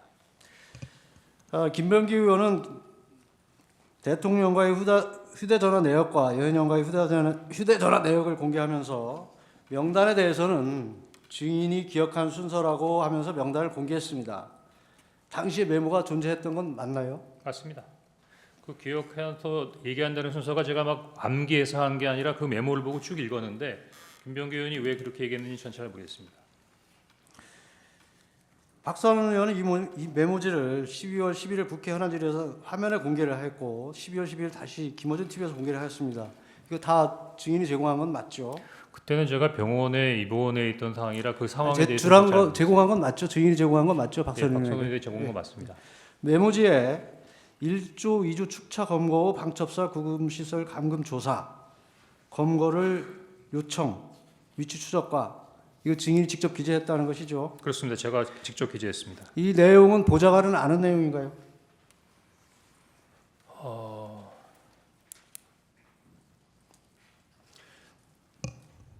처음 보좌관이- 메모지에 없었고 나중에 가필한 것이기 때문에 보좌관은 모르나요? 아니 혹시 보좌관이 왔다 갔다 하면서 사실 보좌관이 다른 사람처럼 생각하는데 차장실 정도가 되면 이 정도보다도 훨씬 자 이제 보세요. 비밀이 많이 있습니다. 예. 메모를 그 3일 계엄 당일 또 4일 5일까지 정리를 했나요? 그러면 이미 비상계엄이 해제가 됐습니다. 그리고 당초에 5일까지 한 게 아니라 4일 날 4일 날 오후에 완성이 된 완성이 거죠. 됐습니까? 예. 그러면 이미 그때는 비상계엄이 해제된 시각이고 그리고 여인영 사령관이 증인에게 명단을 불러준 이유는 그 위치 추적이라고 한 것이 맞죠? 예, 위치 추적이라고 하는 게 맞습니다. 위치 추적이 분명합니까? 네. 위치 확인입니까? 추적입니까? 확인과 추적이 어떻게 달라지는지 잘 모르겠는데요. 그러면 이미 체포자가 비상계엄이 해제됐고 이거 명단을 이용해서 더 이상 사용할 데가 없는데 또 증인은 아까 미친 짓이다까지 했던 메모를 다시 정서한 이유가 뭡니까? 위치 추적을 위해서 필요한 것은 아닐 테고 이미 제가 미친 비상계엄이 짓이라 해제됐기 때문에 그렇다면 증인은 이 어떤 다른 목적, 정치적으로 활용하거나 어떤 증인의 입지를 확보하기 위한 목적으로 작성했던 건 아닙니까? 그 메모지로 어떤 정치적 입지를 만들 수 있죠? 아니란 말이죠. 아닙니다. 그 메모지에 아까 말한 1조, 2조 축차 검거, 방접사 구금시설 감금 조사 등에 기재한 이유는 뭐 기억력을 되살려 넣기 위해서 기재한 겁니까? 왜 기재한 겁니까? 아침부터 저녁까지 여러 정보 보고를 받다 보면 아침에 받은 정보 보고를 가끔 잊어버릴 때도 있습니다. 제가 아니 보기에는 이미 이때는 비상계엄도 메모해 놓은 해제되고 예. 뭐 특별히 이게 사용할 데가 없는 것인데 굳이 왜 또 정리를 해놨냐고 묻는 겁니다.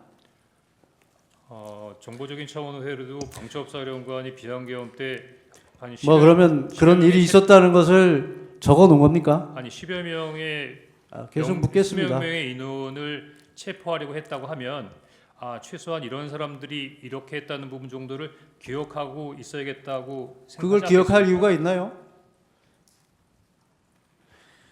국정원의 대공수사권이 언제 없어졌죠? 지난 정부에 없어졌던 것 같습니다. 안보조사국은 언제 생겼습니까? 안보수사국은 이번 정부가 생긴 다음이었던 것 같습니다. 안보조사국은 2차장 산하인가요? 예, 2차장 산하입니다. 그 메모지에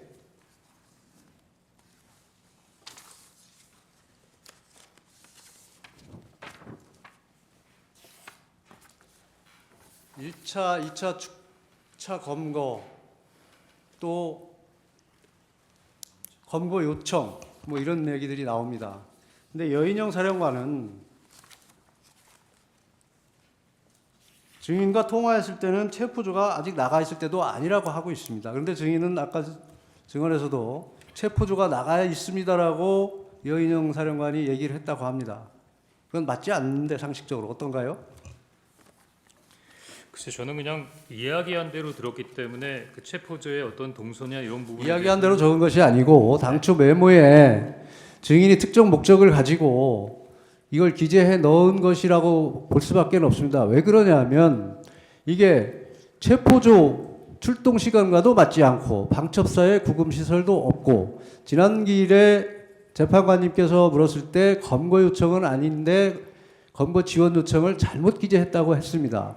여러 가지가 상식에 반합니다. 그렇다는 것은 이것이 조작되거나 특정한 목적으로 작성됐다는 것을 설명하는 이유가 그것밖에 없다고 생각한다는 것입니다.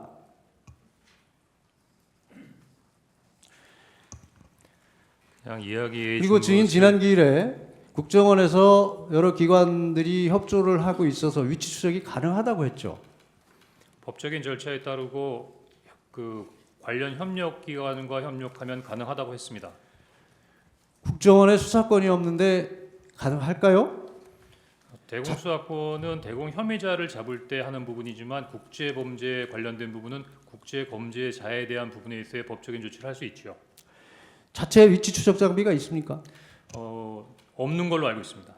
그럼 결국 위치 추적을 하려면 통신사에 요청을 해야 되고 영장을 받아야 되는 것은 맞죠. 통상 제가 알기로는 소방청이 위치 추적을 정확히 한다고 들었습니다. 소방청에서 위치 추적을 한다고 들었습니까? 예, 소방청하고 경찰청과 협조해서 한다고 들었던 것 같습니다. 경찰청, 소방청의 위치 추적도 모두 통신사의 협조 없이는 불가능합니다. 영장을 발로 받아야 가능합니다. 예, 제가 직접 위치 추적을 해보지 않아서 그 부분까지는 잘 모르겠습니다. 그러면 증인이 여인영 사령관으로부터 위치 추적 요청을 받았을 때, 네. 위치 추적 확인이든 요청을 받았을 때, 그러면 위치 추적을 하려고 했습니까? 아니면 여인영 사령관에게 뭐라고 답변을 했습니까? 거기에 대한 답은 하지 않고 다 명단을 들은 다음에 어떻게 해?라고 물었습니다. 뭐 예를 들어서 위치 추적을 하든 어떻게든 어떻게 하면 어떻게 해? 했더니 저에게 직접 전화를 주십시오. 이렇게 이야기했던 것으로 기억됩니다. 결국 결론적으로 보면 증인이 할 수 없는 일을 요청받았다는 것이네요. 그렇다면 증인은 그건 우리가 할 수 없는 일이다라고 분명히 얘기했어야 될 것이고 특히 이게 미친 짓이다까지 생각이 들었는데 그거에 대해서 어떻게 해라고 묻는 것이 상식에 부합하나요? 만약에 여인영 사령관이 저에게 그랬다면 아마 제가 혼을 냈겠죠. 그런데 그 전에 지시를 받았지 않습니까? 그 부분에 대해서는 고민을 했습니다. 그 전에 대통령께서 지시를 했다는 말씀인가요? 그렇습니다. 그때 대통령께서 증인과 여인영 사령관이 육사 선후배라는 얘기를 한 워딩이 기억나시나요? 기억 안 납니다. 대통령은 검찰총장까지 했고 국정원에 대한 수사를 오래 했습니다. 그래서 그 체계를 수사 체계를 누구보다 잘 압니다. 그리고 국정원에 대공수사권이 없다는 것도 압니다. 그런데 거기에 대고 증인에게 무슨 체포 지시를 한다는 것이 말이 된다고 생각하시나요? 저도 지금까지 그게 궁금합니다. 대공수사권도 없는데 체포 지시를 한다. 이것이 말이 되지 않는 것이고 우선 대통령께서는 증인과 방첩사령관이 육사 선후배이고 방첩사령부에서 간첩 수사를 할 경우 국정원에서 가지고 있는 대공용의점 정보를 제공하고 방첩사 여건이 열악하니 국정원에서 지원하라는 취지로 얘기를 하셨다고 합니다. 그것을 증인은 일방적으로 누구를 체포하라는 지시로 받아들였다는 것인가요? 증인도 지난번 증언에서 목적어가 없다고 얘기한 건 맞죠? 맞습니다. 그것을 단순히 대통령과의 통화 후에 그것도 여인영 사령관이 먼저 전화를 한 것도 아니고 증인이 여인영 사령관에게 전화해서 무엇을 할 것인지 물어보고 두 사람 간의 연결을 증인 마음대로 한 것 아닌가요? 그렇게 생각하기에는 전화 통화의 내용과 이어서 여인영 사령관의 얘기를 분리해서 생각하기에는 좀 논리적으로 어려웠다 이렇게 생각됩니다. 그건 논리의 문제가 아니고 사실관계나 여러 가지 객관적 정황을 놓고 판단을 해야 되지 않겠습니까? 국정원 1차장이신데 1차장까지 하셨는데 법률적인 문제나 현실적인 문제나 이런 것을 종합해 보면 그게 어떻게 연결이 된다고 생각을 하십니까? 그럼 우리 변호인 그거는 증인이 특정 목적을 가지고 억지로 자꾸 끼워 맞춘다고밖에 생각되지 않는데 어떤가요? 그럼 변호인님 제가 좀 모자라서 그러는데 당시에 어떻게 이해했던 것이 옳은지 한번 말씀해 주시겠습니까? 아닙니다. 증인 계속 묻겠습니다. 이 메모지 한번 봐주세요. 이 메모지는 증인이 아직도 가지고 있는 원본은 맞죠?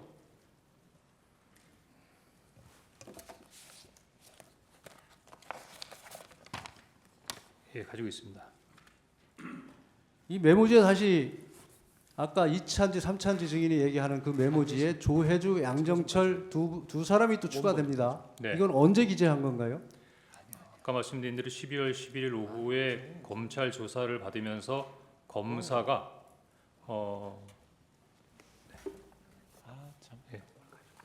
예, 됐습니다. 원본 좀 달라고. 예, 원본. 언제 기재한 겁니까? 검찰 조사 받을 때입니다. 12월 11일입니까? 12월 11일 오후로 기억합니다. 그러면 검찰에는 왜 이것을 제공을 안 하고 아까 그 보여준 문서 그거를 제공을 했죠? 제출을 했죠? 이 조혜주, 양정철 언제 기재한 겁니까? 조혜주, 양정철 검사님께 이 메모를 설명하는 과정에서 제출했습니다. 증인이 검찰에 제출한 메모지에는 조혜주, 양정철 이 가필된 부분이 없습니다. 그러니까 그때 제출했습니다. 검찰에 아마 제출했습니다. 아마 검찰에 조혜주, 양정철이 없다 그러면 먼저 사진을 찍으시고 제가 나름대로 이렇게 설명을 하는 부분에서 여기 14명인데 2명이 없네요. 그래서 제가 조혜주, 양정철이라고 적어 넣어 드린 것 같습니다. 그럼 검찰에서 그 문서를 확보를 못했다는 얘기인가요? 아니 그때 이미 사진을 찍으셨던 걸로 기억되는데요. 제가 얘기하는 거는 도리어 증인이 해임 통보를 받은 게 12월 5일 16시경이 맞죠? 맞습니다. 일단은 그만하시고 또 하시죠. 예, 추가 신문 하시죠. 그 메모 얘기 조금 더 여쭤보겠습니다. 그날 밤에 여인영한테 명단을 듣고 이제 그 보좌관한테 정사하라고 지시를 하셨다는 거 아닙니까? 네, 그게 원래 처음에 증인이 여인영하고 통화하면서 받아 적은 거는 포스트잇 같은 메모지는 맞습니까? 아닙니다. 포스트잇이라고 지난번에 원장님이 말씀하셨던 것 같은데 포스트잇 아닙니다. 포스트잇 아니에요? 그냥 하얀 종이였던 것 같습니다. 예. 그럼 거기에 적혀 있는 걸 보고 보좌관이 정서를 했다는 건데 그 처음 정서한 버전이 너무 빽빽하게 돼 있다는 겁니까? 그렇습니다. 두 장으로? 예, 두 장. 메모지에 두 예, 장으로. 예. 그러면 이 정서 지시한 후에 그 정서 마치고 돌려받은 거는 정무직 회의 갔다 예, 왔습니까? 그때 회의 다 끝나고 돌아와서 사무실로 돌아오니까 아마 보좌관이 저한테 제출을 했던 것 같습니다. 그럼 원장 독대는 하기 전이고요. 아니 다 다녀온 다음입니다. 다 다녀온 다음. 예. 그 두 장짜리에는 아까 뭐 직책도 적고 빽빽하게 적혀 있었다 그러셨잖아요. 예. 그거는 보좌관이 뭘 찾아보고 그걸 그렇게 적은 겁니까? 그러니까 제가 그 지시를 하면서 제가 아마 이렇게 좀 익숙하지 못했던 이름이고 누구인지 잘 몰라서 야, 잘 모르는 사람이 있는데 누군지 좀 알아봐라고 했더니 분이 이제 뭐 네이버나 아니면 인물 정보 같은 걸 이렇게 찾아가지고 거기에다가 이제 부기를 했던 것 같습니다. 그래서 네. 예를 들면 홍장원이면 가로 열고 몇 년생, 고향 어디, 학교 어디, 뭐 해서 좀 경력 같은 것까지 포함돼서 제가 보기엔 한 두 장에 그 굉장히 원래 그 성격도 좀 그렇지만 굉장히 빽빽하고 꽉 차게 뭘 적어왔던 것 같습니다. 그럼 자기가 뭘 검색을 해서 거기를 그렇겠죠. 약식 프로필 같이 그렇게 예, 적었던 그렇겠죠. 말씀이시네. 그러면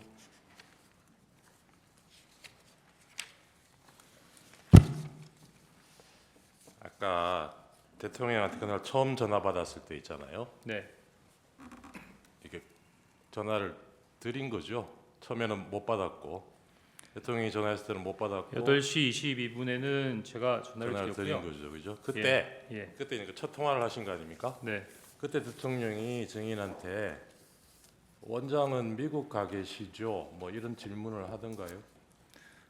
그 내용은 기억 안 납니다. 그 아까도 뭐 잠깐 얘기가 나왔는데 그 원장한테 처음 보고할 때 대통령이 원장은 미국 가 계신 줄 아셨나 봅니다. 이렇게 얘기를 하셨다고 그렇습니다. 그랬잖아요. 예. 그 만약에 대통령한테 그런 언급을 직접 구체적으로 들었다면 이 얘기를 어떻게 하셨을 것 같아요? 미국 간 줄 아시더라고요. 뭐 이 정도가 되지 않을까요? 예, 맞습니다. 아셨나 봅니다라는 건 증인이 짐작해서 그렇게 얘기하셨다는 거죠. 그리고 이게 언론 보도를 지금 옛날 걸 다시 한번 찾아보면 12월 5일 날 방첩사는 언급이 됐던 것 같고요. 이런 체포조 명단이 있다는 얘기는 보도가 됐습니다. 그런데 이게 대통령이 지시한 거하고 연결되는 거는 증인 얘기가 처음이죠. 그게 아마 12월 6일자 조선일보 기사가 처음이었던 것 같은데 세상에 알려졌던 거는 그게 맞습니까? 혹시 그 전날 이 체포조 명단 기사에 나온 거는 보셨습니까? 체포조 명단 기사가 그 전에 나왔었습니까? 12월 5일자로 예. 나왔던 것 같아요. 기억 잘 안 납니다. 안 나세요? 예.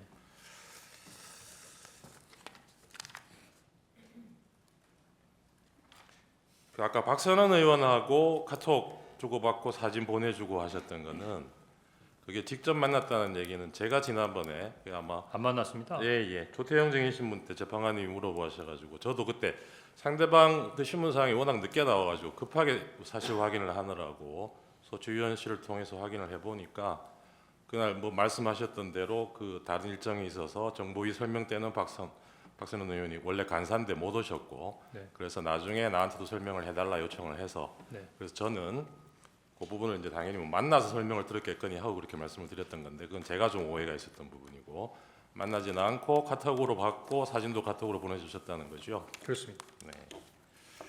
그렇게 기억합니다. 네.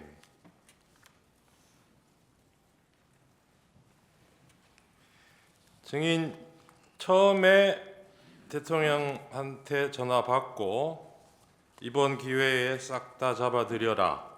대상은 특정이 안 된 채로 그 얘기를 듣고 여인영하고 통화하기 전에는 검찰에서 어떻게 진술하셨냐면 이게 대상이 짐작으로는 반국가 세력 뭐 그런 간첩단이나 이런 사건이 터졌나 있었나 방첩사에서 그렇게 짐작하셨다고 얘기를 하셨어요. 예, 방첩사에 사건이 있는가 그렇게 생각했습니다. 방첩사에. 예.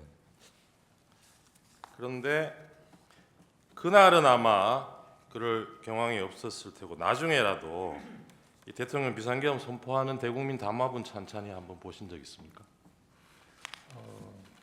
그 외에도 여러 가지 일들이 많아서 담화문을 챙겨볼 수 있는 기회는 없었습니다. 지금이라도 한번 보십시오. 보면 예.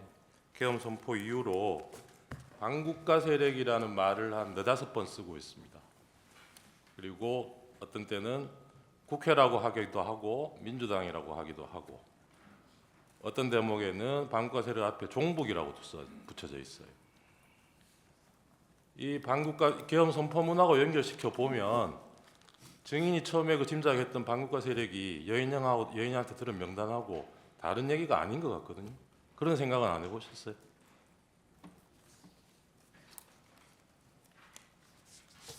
피창구 의원이 이 대국민 담화문에서 얘기하고 있는 반국가 세력은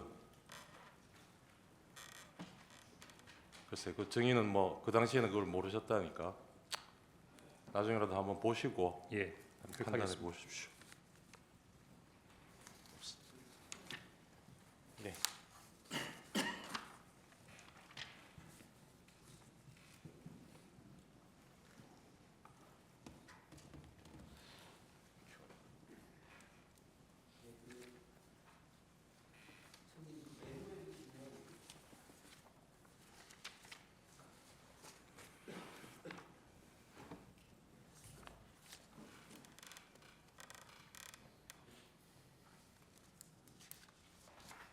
증인 메모해 보시면 그 방첩사 구금시설이라는 표현이 있지 않습니까? 기억나시나요? 증인이 하신 메모해 보면 방첩사 구금시설. 혹시 그거 이제 여인영 그 방첩사령관한테 직접 들으신 거 그대로 메모하신 거죠? 네. 혹시 그 방첩사에 구금시설이 있다라는 거 없다라는 거 알고 계셨나요? 모릅니다. 갑 29-10호증 한번 제시해 보겠습니다. 수사기록 3928쪽인데요. 그대로 읽어드리고 그러면 이게 김대우 방첩 수사단장 진술조서인데요. 그리고 나서 사령관님이 저한테 구금시설이 어디 있냐면서 방첩사에 구금시설이 있냐고 물어보았습니다. 이런 표현이 있습니다. 이걸로 보면 이제 증인께서 기재한 그 부분을 듣고 기재했다라고 보이는데 특별히 이 부분에 대해서 기억이 있으십니까? 방첩사 구금시설 이 부분에 대해서. 지금 수사단장이 얘기했던 이 내용이 저와의 대화와 관계가 있습니까? 지금 그 저번 증인 신문 때 네. 그 방첩사 구금시설이 없는데 네. 왜 증인은 그런 메모를 했느냐고 그래가지고 좀 신빙성에 의심을 받았지 않습니까? 예. 그래서 제가 모른다고 했습니다. 그러셨죠? 예. 예. 혹시 이 메모를 작성할 때 네. 그 체포자 명단에 대해서 여인영 사령관 말고 네. 다른 분한테 혹시 들은 것은 있나요? 체포자 명단 관련돼서는 예. 여인영 사령관에게만 들었습니다. 혹시 그 증인은 메모에 정청래 사법위원장하고 권순일 그 대법관이 전 대법관이 같이 기재되어 있는데요. 같이 네. 그 부분 혹시 정확히 기억하시나요? 지금 죄송합니다만 질문을 한번 다시 해주겠습니다. 메모에 보면 네네. 권순일 그 전 대법관하고 네. 그다음에 정청래 사법위원장이 같이 기재되어 있습니다. 네네. 근데 이제 다른 많은 메모들이 있는데 네. 이 두 분이 같이 기재되어 있거나 네. 같이 언급된 수사 기록이 없어서 그래요. 저는 전후좌우 없이 그냥 받아 적은 것뿐입니다. 그래서 뭐 인원이 어떻게 구성되어 있는가 그런 것까지는 기억이 안 나고 그냥 받아 적어서 그 명단을 그대로 메모에 유지해 왔다 이렇게 예, 말씀드립니다. 마지막으로 한 가지만 더 물어보겠습니다. 예. 그 조지호 경찰청장 진술에 의하면 네. 체포자 명단이 처음에 15명이라고 했고 네. 그 이후에 한동훈 대표가 추가돼서 최종적으로 16명이 정리됐다고 해요. 네. 근데 증인 메모에 보면 16명인가 14명인가 둘 다 기록돼 있고 네. 오히려 16명이 삭제됐는데 네. 혹시 검찰 조사를 받으면서 네. 그 명단이 정확한지에 대해서 검사하고 좀 의견 교환이 있었나요? 아닙니다. 전혀 없었나요? 예. 그런데 16명인 걸로 혹시 오해한 특별한 이유가 있나요?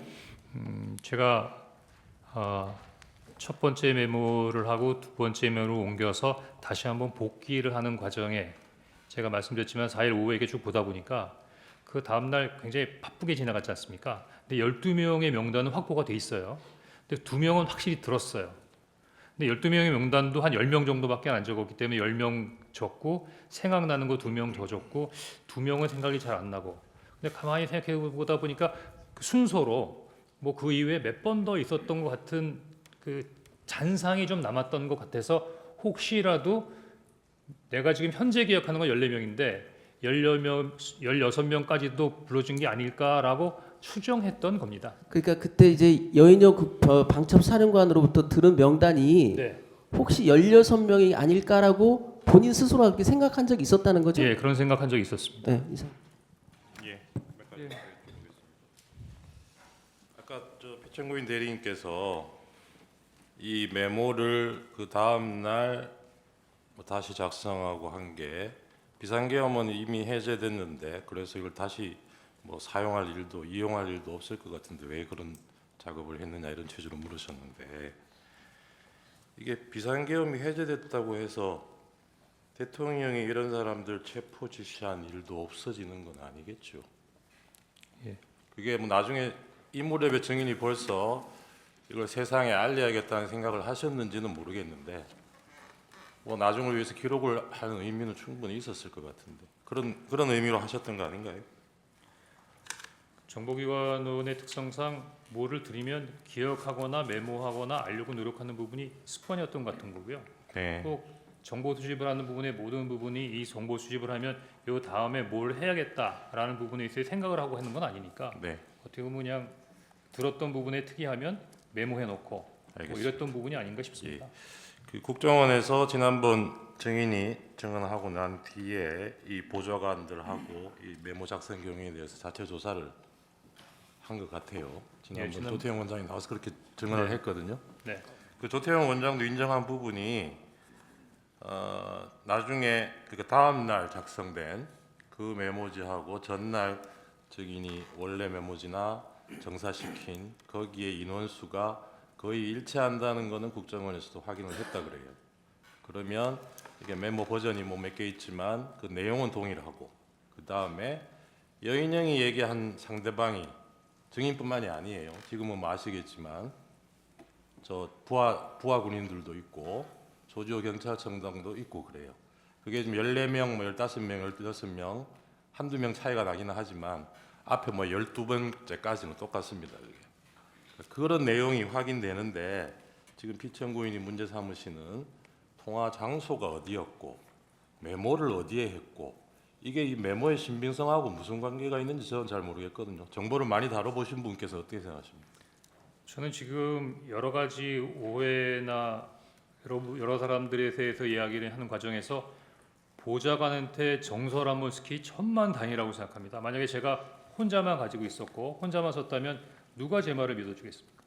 도리어 이번에 그 국정원장께서 저희 보좌관들을 조사하는 과정에서 아 이게 명단을 봤던 사람의 어떤 증인이 나온 것 같다는 생각이 들고요.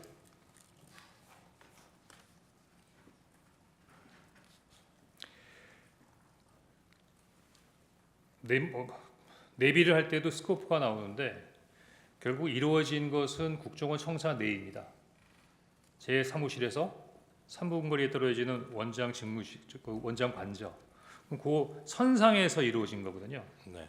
그러면 시간은 그 통화 내역으로 정해져 있기 때문에 이미 정해져 있고 사무실에서 관저 현관까지 그 짧은 기간의 거리 내에서 이루어졌다면 그 어디서 이루어졌다 하더라도 크게 놀랄 일은 아니지 않습니까?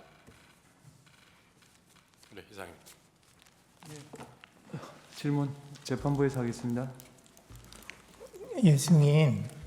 그 국정원장이 대통령께 주례 보고하는 거 있죠? 네, 일주일에 한 번씩 합니까? 통상 그랬던 것으로 기억합니다. 지금 그 김규현 국정원장이 2023년 11월 26일에 퇴임한 걸로 되어 있고요. 그리고 조태용 국정원장이 2024년 1월 16일에 취임을 했거든요. 네, 그러면 그 중간에 한 달 반 정도 네, 기간이 비는데 네. 그 기간 동안 주례 보고는 누가 합니까? 제가 그 기간 동안에 직무 대리를 했고요. 그 기간에는 주례보를 안 했습니다. 안 했어요? 필요하면 그때는 국가안보실장에게 필요한 정보를 제공했습니다. 아, 예. 그 증인은 지금까지 그 피청구인을 총 몇 번 정도 만났습니까? 그러니까 몇 번 만났냐 예, 말씀이시죠? 만난 적. 예. 제가 기억하기로는 6번입니다. 아까 뭐 길에서 보고 그런 거 말고 아, 그런 거 말고 6번 정도라고 기억합니다. 언제인가요? 제가 처음으로 차장으로 취임했을 때 1차장과 2차장의 취임을 축하해 주시는 저녁을 한번 했던 기억이 나고요. 식사를 같이 했어요? 예. 아, 예. 그다음에 한 4번 정도는 대통령께 독대복은 아니고 원장님하고 같이 배석해서 보고 자리에 갔던 부분이 한 4번 정도 되는 것 같고, 그때 안보실하고 그 북한 관련된 부분에 있어서 전문가 그룹의 저녁 식사를 한번 하는 자리가 있었으니까 저녁에 한 2번, 보고 자리 한 4번, 한 6번으로 기억이 됩니다. 그럼 그런 자리 이제 그 자리에 참석한 인원은 그렇게 많지 않은, 그러니까 제 말은 대통령하고 이렇게 대화가 좀 오가는 그런 식사였나요? 거기 있는 비서실이나 안보실 관계자들도 다 같이 있는 부분이니까 크지는 않더라도 원탁 정도가 채울 정도에 있어서 인원들의 저녁 식사였던 것 같습니다. 예. 그 지금 제가 이걸 물어보는 이유가 뭐냐면 그날 대통령실에서 이제 국무회의 할 때 이제 국정원장 조태영 국정원장이 그 자리에 있었다는 거거든요. 이제 그런데 그거를 제껴놓고, 그러니까 원장을 제끼고 지금 1차장한테 전화를 했다는 게 조금 약간 좀 이상하고요. 그 다음에 통화 내용 자체도 굉장히 그 단도직입적이에요. 뭐 봤지, 비상계엄 발표하는 거 이러면서 시작했다는 거니까 증인과 대통령은 이게 서로 상대방에 대해서 상당히 어느 정도 인식하고 잘 아는 그런 사이였나요? 대통령께서 어떻게 생각하시는지 잘 모르겠지만 저는 그 충심으로 모셨던 것 같습니다.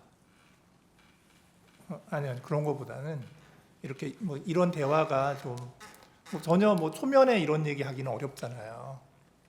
뭐 초면에 하면 나 대통령인데 뭐 이런 얘기부터 해야 되는 거 아니에요. 근데 지금 제시하는 거 잘 들어. 뭐 이렇게 얘기를 해야 되는데 이건 그냥 봤지, 비상계엄 발표하는 것부터 대화가 시작됐다고 하니 그 정도 얘기할 사이가 되는 거냐고요. 그 부분에 대해서는 제가 뭐라고 답변 드려야 될지 잘 모르겠습니다. 그 다음에 그 이제 그날 23시 30분에 이제 그 저기 정무직 회의를 하고 나서 이제 조태영 국정원장에게 들어가서 좀 얘기를 했잖아요. 네.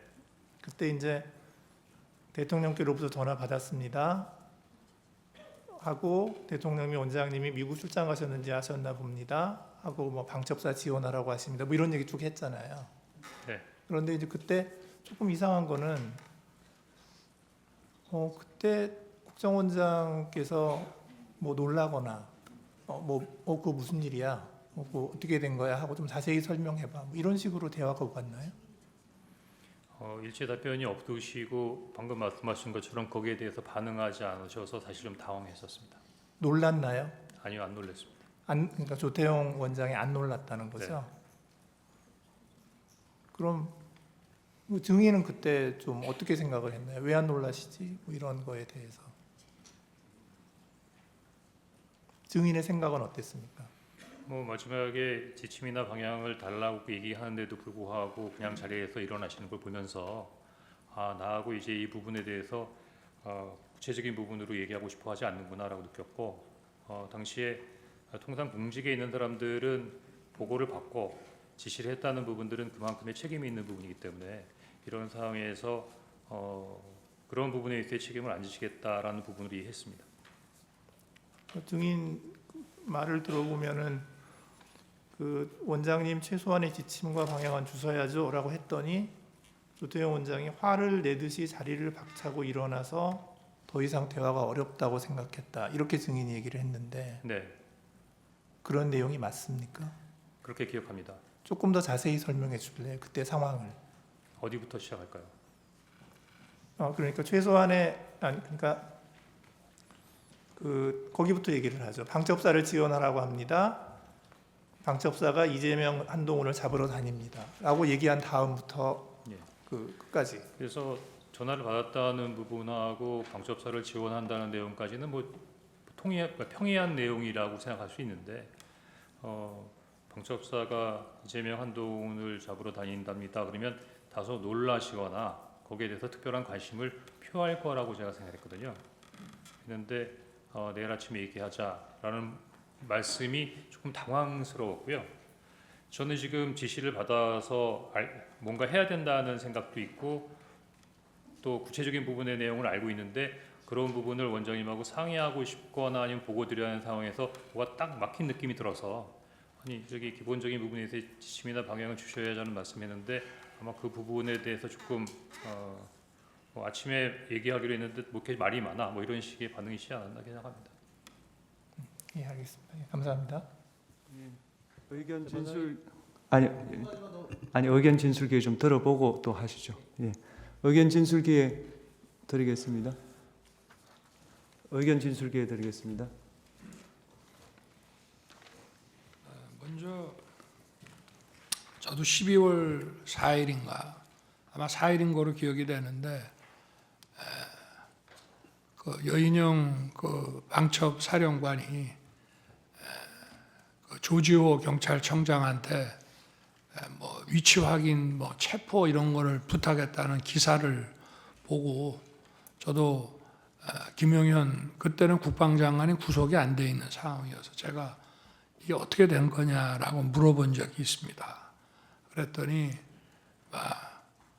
좀 두 사람 다 이런 수사나 이런 거에 대해서 특히 여인영 사령관은 저게 순작전통이고 해가지고 도대체 이 수사에 대한 개념 체계가 없다 보니 위치 확인을 좀 동향 파악을 하기 위해서 했는데 경찰에서 그거는 현재 사용하는 휴대폰을 알지 않는 한 어렵다고 딱 잘랐다고 이렇게 얘기를 해서 저도 그런 부분에 대해서는 정말 불필요한 일이고 잘못됐다고 생각합니다.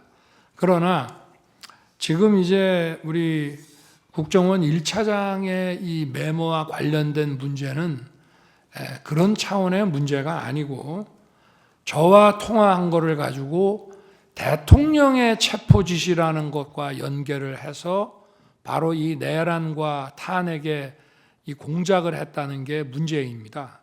지금 제가 그 당시에는 지난번에도 말씀을 드렸지만 국정원장이 미국 출장을 갔는지 여부에 대해서 좀 오해가 있다 보니까 사실은 직무대리인 1차장에게 통화를 하게 된 그러면서 지금 이런 상황이 지금 발생을 했다고 지난번에도 말씀을 드렸는데요. 제가 여인영 그 방첩사령관을 도와줘라라고 한 얘기 그리고 제가 1차장에게 이따가 전화 혹시 할 수도 있다라고 한 8시 반경에 얘기를 해서 10시 넘어서 제가 이제 계엄 선포를 다 하고 올라와서 전화를 한 이유는 아까도 말씀드렸지만 몇 차례 본 적도 있고 또 뭐 일도 열심히 하는 것 같고 이렇게 해서 제가 격려 차원의 전화를 한 건데 그중에서 제일 중요한 부분이 우리 홍 차장이 여인영 사령관하고 육사 선후배잖아 하는 얘기가 가장 중요한 얘기인데 아까 그 얘기 못 들었다고 거짓말하지 않습니까? 제가 전화를 한 이유는 간첩 사건에 대해서 국정원이 가지고 있는 정보를 전부 경찰에만 주려고 하지 말고 방첩사도 수사 역량이 있고 원래 지난 정부에서 방첩사 수사 요원을 2분의 1로 감축을 시켜서 군 방첩 활동과 방산 이 안보 활동에 지장이 많이 초래가 됐기 때문에 우리 정부에서는 수사관을 계속 증원해 나가면서 이를테면 창원의 방산업체 그 보안 지키는 문제부터 시작해서 방첩사를 계속 키워오고 있는 상황이고 제가 김규현 국정원장뿐 아니라 조태용 국정원장한테도 방첩사 지원을 수도 없이 얘기를 했습니다. 그래서 제가 1차장에게 전화를 하게 되면 이거는 그 얘기하려고 하는 것이지 개헌과 관련된 사무는 국정원에 당시에는 뭐 요청할 일도 없고 또 만약에 여러 가지 개헌과 관련된 정보 사항을 좀 파악을 해야 되겠다 하면 대통령이 국정원장한테 전화를 하지 차장한테 전화한다는 거는 이거는 공직사회에서 있을 수 없는 일입니다. 그리고 지난번 그 국정원장 그 어디 경찰 조사 때도 뭐 대통령께서 국정원 직제를 잘 모르시는 것 같습니다라고 조서를 수사관이 받은 모양인데 그거 전부 엉터리입니다. 우리나라에서 국정원 직원 빼고 저만큼 국정원에 대해서 잘 아는 사람이 없습니다. 저는 국정원 수사를 물경 3년을 했고요.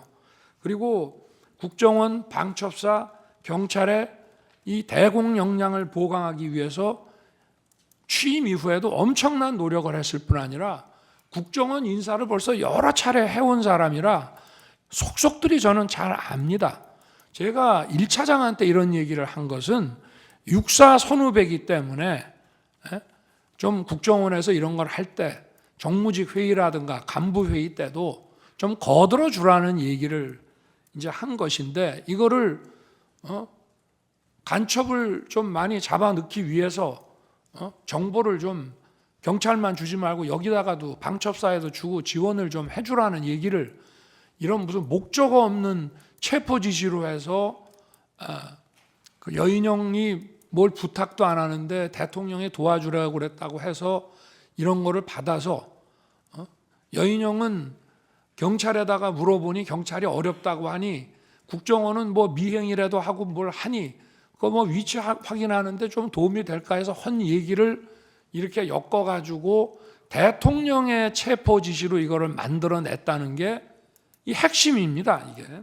그래서 이 메모를 아까도 왜 자 지금 12월 3일 날 밤에 저 국정원은 뭐 신출귀몰 안 되고 뭐 저 영장 없이도 이렇게 수사권이 없어도 뭐 좀 미행이라든지 뭐 정보 활동을 통해서 사람 어디 있는지를 알아낼 수 있지 않는가라는 뭘 잘 모르는 사람의 이런 부탁을 받아서 미친놈 말도 안 되는 소리 하네라고 했다고 하면서 그거를 또 한 번 계속해서 이 메모를 만들어 가지고 있다가 자기가 12월 5일 사표 내고 6일 날 해임이 되니까 이걸 가지고 대통령의 이 체포 지시다라고 이거를 엮어낸 것이 바로 이 메모의 그 핵심이라고 저는 말씀드리고 싶습니다. 그리고 아까 국정원장에게 대통령이 방첩사 지원하라고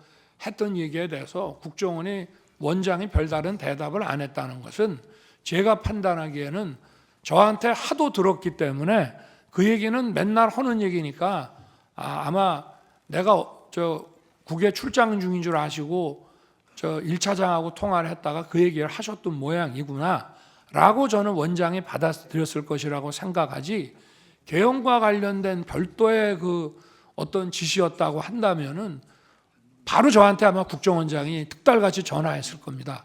1차장한테 뭔 지시를 하셨다는데 그게 뭡니까 하고 그래야 그게 국정원장이지 아니 개헌과 관련된 지시라고 생각을 하면서 1차장 말을 그냥 무시해버리고 아니 그 앞에서는 무시하는 척을 하더라도 대통령이 자기 밑에 사람한테 뭔가 개헌과 관련된 업무 지시를 했다면 특달같이 저한테 전화하는 게 상식 아니겠습니까? 그거는 수도 없이 들었기 때문이고 지난번에도 왜 한번 재판관님께서 어떤 그 작년 그 상반기 저 총선 전에 어떤 그 안가 자리에 그 여인영 방첩사령관이 거기에 왜 참석했냐고 한번 물어보신 것 같은데 그 자리가 바로 국정원 보고 방첩사 지원해 주라고 하는 그런 자리입니다. 그렇기 때문에 그 말씀을 좀 드리고요. 그리고 아까 그 무슨 제 무슨 처와 국정원장 간에 휴대폰 문자 주고받았다는 부분에 대해서는 그건 저도 알 수 없는 것이지만 저와 제 처는 지난 11월 7일 대국민 담화와 기자회견한 이후에 소통 방식을 개선하고 휴대폰을 바꾸겠다고 이미 국민들에게 다 말씀을 드려서 제가 아마 11월 중순에서 남미 G20하고 APEC 출장 가기 직전 아니면 그 직후에 휴대폰을 바꿨습니다. 그래서 비화폰을 저 같은 경우에는 국정원장하고 썼고요. 아마 제 아내는 국정원장이 안보실장이던 시절에는 전화번호를 가지고 있었을지 모르지만 휴대폰을 이렇게 비화폰 아닌 개인 휴대폰을 바꾸고 원래 휴대폰을 다 없애버렸기 때문에 저는 그 통화 내역이 어떤 건지 사실 좀 궁금합니다. 네, 이상입니다. 네, 추가 5분 드리겠습니다. 추가 신문하십시오. 증인이 해임 통보를 받은 게 12월 5일 16시경이라고 했습니다. 맞죠? 그 다음 날 12월 6일 조간부터 국정원 발로 한동훈 등 정치인 체포 지시라는 뉴스가 보도되기 시작합니다. 기억나시나요? 조선일보에서 그런 기사가 났던 거 기억합니다. 공교롭게도 증인이 해임 통보 받은 다음 날 조간입니다. 그 해임 이유와 관련해서 지난번에 국정원장과 좀 다른 주장을 하시는데 증인 박지원 의원에게 인사청탁 7번이나 한 적 없습니까? 없습니다. 없습니까? 그럼 증인이 직접 하지 않더라도 누구 다른 사람을 통해서 한 적은 있으십니까? 없습니다. 그럼 증인이 대북공작금 횡령 의혹과 관련해서 박지원 의원에게 설명한 적은 있습니까? 예, 있습니다. 증인은 박지원 의원에게 인사청탁을 한 적이 없다고 하지만 박지원 의원이 페이스북에 올린 글입니다.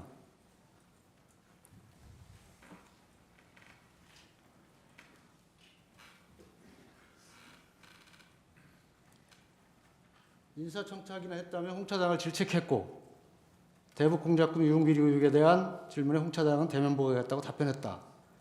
그 앞에 보면 주영 대사를 역임하신 전 국정원 간부가 7차례 청탁 거절한 것이 전부다. 이런 내용이 나옵니다. 그럼 증인과 관련이 없는 내용입니까? 대신 청탁해 준 사람이 누굽니까? 증인 뭐 짐작되는 분이 있는데 공개적으로 얘기하는 건 적절치 않을 것 같습니다. 증인 이 비망록 이 메모지 기억나시나요? 네, 기억납니다. 여기에 보면 맨 윗줄에 내용이 무엇이냐면 만화 같은 일들을 말씀드리고자 합니다. 이런 내용이 나옵니다. 그런데 12월 6일 김병기 의원이 브리핑을 하면서 똑같은 워딩을 합니다. 만화 같은 일들을 말씀드리고자 합니다. 이 비망록과 일치합니다. 이 비망록 김병기 의원에게 제공한 사실이 있습니까? 없습니다. 그런데 어떻게 이렇게 두 사람의 워딩이 똑같을 수 있을까요? 있을 수 있죠. 있을 수 있나요? 제가 12월 6일 아마 12시 정도로 기억이 되는데 신성봉 정보위원장이 그 정보위원장 면담을 주선해서 그때 김병기 의원이 오는 게 아니라 이제 양당 간사가 오는 부분이었는데 일단 그날 신성봉 위원이 물어봤던 것 자체가 조선일보 관련된 기사가 어떻게 된가를 물어봤고 제가 전화로는 얘기하기 어렵습니다. 그랬더니 와라 가겠습니다. 그래서 사실은 정보위원장이 이 비망록을 김병기 의원에게 제공한 사실은 없다는 말이죠. 네, 예, 알겠습니다. 가서 얘기할 때 제가 보기엔 부서가 좀 있어야 되니까 노트 테이킹을 좀 해서 갔던 것 같습니다. 아까 정부인 측이 마치 대통령께서 증인에게 체포 지시를 한 것을 전제로 질문을 했기 때문에 대통령께서 설명을 하셨지만 다시 한번 확인을 하겠습니다. 분명히 증인에게는 목적어가 없었다고 말씀하셨죠. 예, 목적어가 없었다라고 얘기했습니다. 그리고 여인영 사령관과 통화한 것은 여인영 사령관이 먼저 한 것이 아니라 증인이 먼저 한 것이 맞죠. 예, 제가 먼저 했습니다. 그렇다면 논리 구조적으로 증인은 방첩사를 도와주라고 하니까 방첩사에 전화를 했다는 것입니다. 그래서 그렇게 오인을 내지는 그렇게 생각을 했다는 것입니다. 당연하게 생각한다면 여인영 사령관이 먼저 증인에게 전화를 해서 요청을 해야 되는 것입니다. 그런데 증인은 별로 협조적이지 않은 여인영 사령관에게 전화해서 무슨 뭘 도와줄 것을 얘기하고 있습니다. 이게 논리적으로 맞다고 생각을 하시나요? 저는 여인영 사령관에게 전화하고 싶은 마음 전혀 없었고 또 여인영 사령관에게 뭘 도와줘야겠다고 생각한 적도 없습니다. 다만 알겠습니다. 방금 전에 이상입니다. 지시를 받았으니까 예, 수고하셨습니다. 휴정하고 7시 30분에 속회하겠습니다.